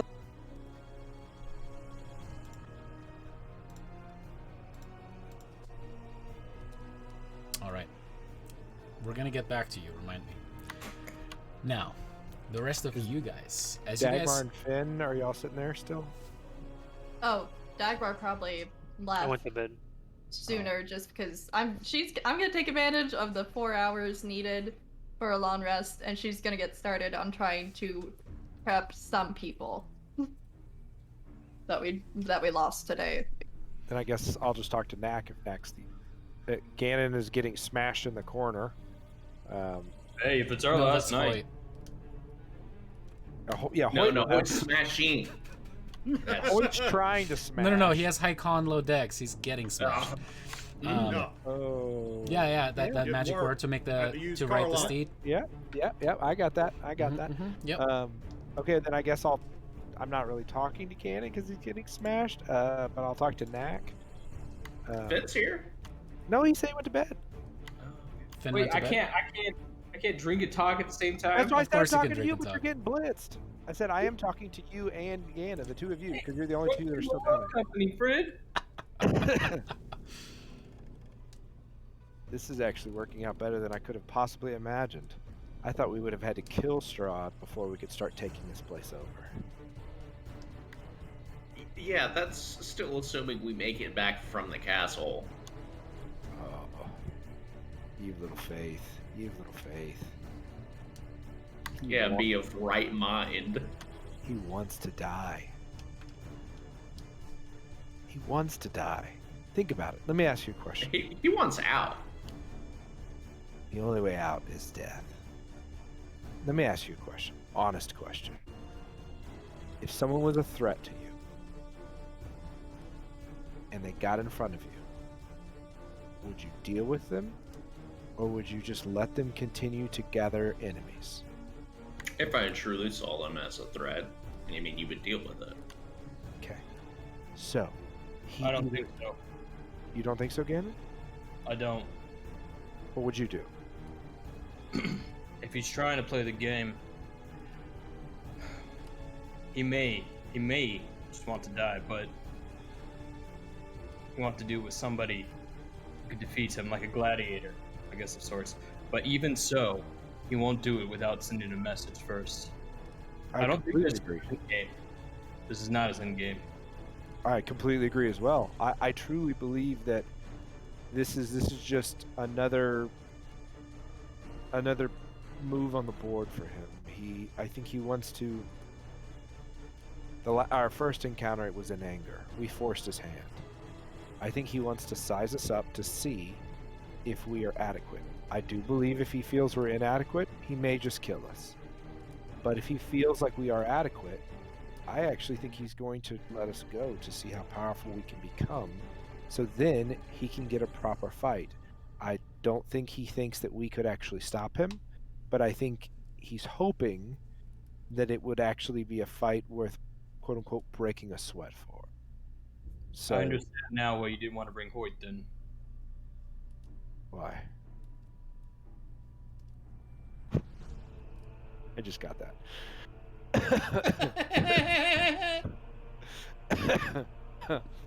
Well, That's where the high con comes in. the biggest thing that we're going to have to do is we just have to mind our P's and Q's when we're there. Gain as much intelligence as we can, but just mind our P's and Q's. And maybe don't bring up that he wants to die. We'll see. Yeah, but I mean, yeah, sensible thing to do. I must say, Jungle, baby. I realize. I realize who I'm talking to about being sensible, but whatever. Right. I must say, I'll be honest. I don't really remember your name, but you have a knack for the obvious. That setup was too obvious. Just too So obvious. as he says that, I'm Just going to too go obvious. in on that, boys. I'm going to get a good Remember, night's sleep. drink. And with that, we're finished. Nice. Very nice. This is just the pun train tonight. However, as they're having that little bit of a conversation, Ganon, you start getting hammered. And in fact, as you kind of say that, it's like you have a knack. You come back to your own self. But at that point, they're kind of like slapping the bar on the table to like get up. Meanwhile, Finn, you kind of like, you went out back, you played your fiddle, figuring might as well just do it early to yourself. As you kind of pace the building for a second. Or you buried the fiddle? Yeah, Oh, you I buried didn't. that. That's right. No, wait. The wait, foot. No, No, the I foot. buried You buried the the foot. Oh, Yeah. I'm sorry. What, I bury the fiddle? How could I have played the song tonight if I didn't have a fiddle? Touche. What is With a your- with what is the a mouth what is a horn. what is a line that you kind of sing to yourself sadly with like a? I guess writing this song was a waste of time. Oh Lord. And I'm gonna play. I'm on bed. It's gonna be like. And I you don't know if kinda, you heard that or not. I don't know if you could hear the beating. But... As you circle back in, you see everybody still talking in the corner, and Knack and looking real sinister. Like you kind of go up the stairs, and you go into the room. And as you step into the room, you see there's a little shape underneath your bed with like the blanket kind of draped over it. It's relatively small, relatively compact, almost like a long, like cylindrical shape underneath the bed. Certainly stationary, no movement to it. 2 eggs? I'm sorry. Anyways, It's you would guess it's probably about like 3.5, 4 feet long. 4 feet easier. I'm gonna assume this is like a gift or something. Like someone loves me, and I'm like, oh my god, they really did appreciate me. I'm gonna walk right over to it. And as you push the blanket back, there you see the massive, malformed, and kind of like insanely just mutated arm that once belonged to Izek, with a little bow on top and a little card written in a very beautiful script you've seen now before, just saying thank you. And that is where we're going to leave it for this week's That's the session. Mommy Dearest bullshit right there. No more wire hangers. Wait.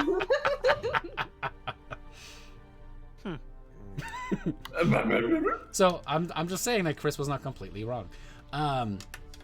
But yeah, first of all the people that have been watching and you guys tuning in, people that rated, if you guys are still with us, thank you guys so much. This is super fun. One thing that I'm learning to do now as well is rate, and I definitely want to rate other channels, so please hang around for a second, even if it's just for that 1 minute boost of them going, oh my god, we're getting rated. It is such a beautiful moment for everyone to have, like, in that sense. It's like, oh my gosh, there's some people. So hang around for that. That said, thank you guys for tuning in. The PvP is going to happen. We'll give you guys more details in the future sessions. We're going to get the details figured out. Right now it looks like it's going to likely be a Friday night. Definitely not this week, but maybe the week thereafter. Looks like 5 or 6 level characters, so that would be kind of fun. Gives everybody a little bit of time to get things figured out. But like I said, thank you guys so much for tuning in. Head on over to polyhedra.io if you guys want to be part of a session like this, and huge thank you to all of you players. Honestly, like, there's so much stuff behind the scenes that you guys never see, like Knack thinking about how can I become the Dreadlord of this domain. There's Hoyt writing speeches. Chris didn't get to play his song, but guys, Chris was so fucking excited for that You will song. play your song, my friend. They're Yeah, still you'll going have to a play your chance. song. It's still No. going to happen eventually, right? I'm gonna lay the fiddle down. I'm gonna set that motherfucker on fire. I'm retiring. Yeah. Thinking, I'm retiring. I'm retiring.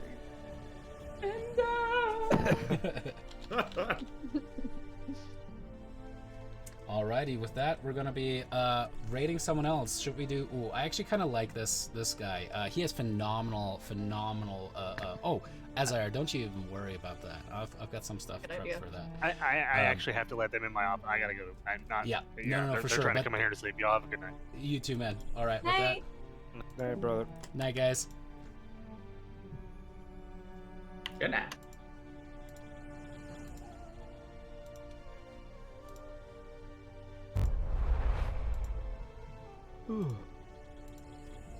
Alrighty, and we're getting ready to raid.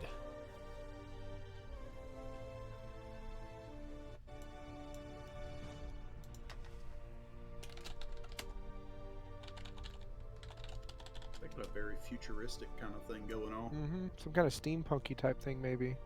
I've actually watched this guy before. He's pretty good as a DM. Yeah, he's fun to watch. I like some of the stuff that he does. I definitely kind of like the blurred background and stuff like that. 100% from that.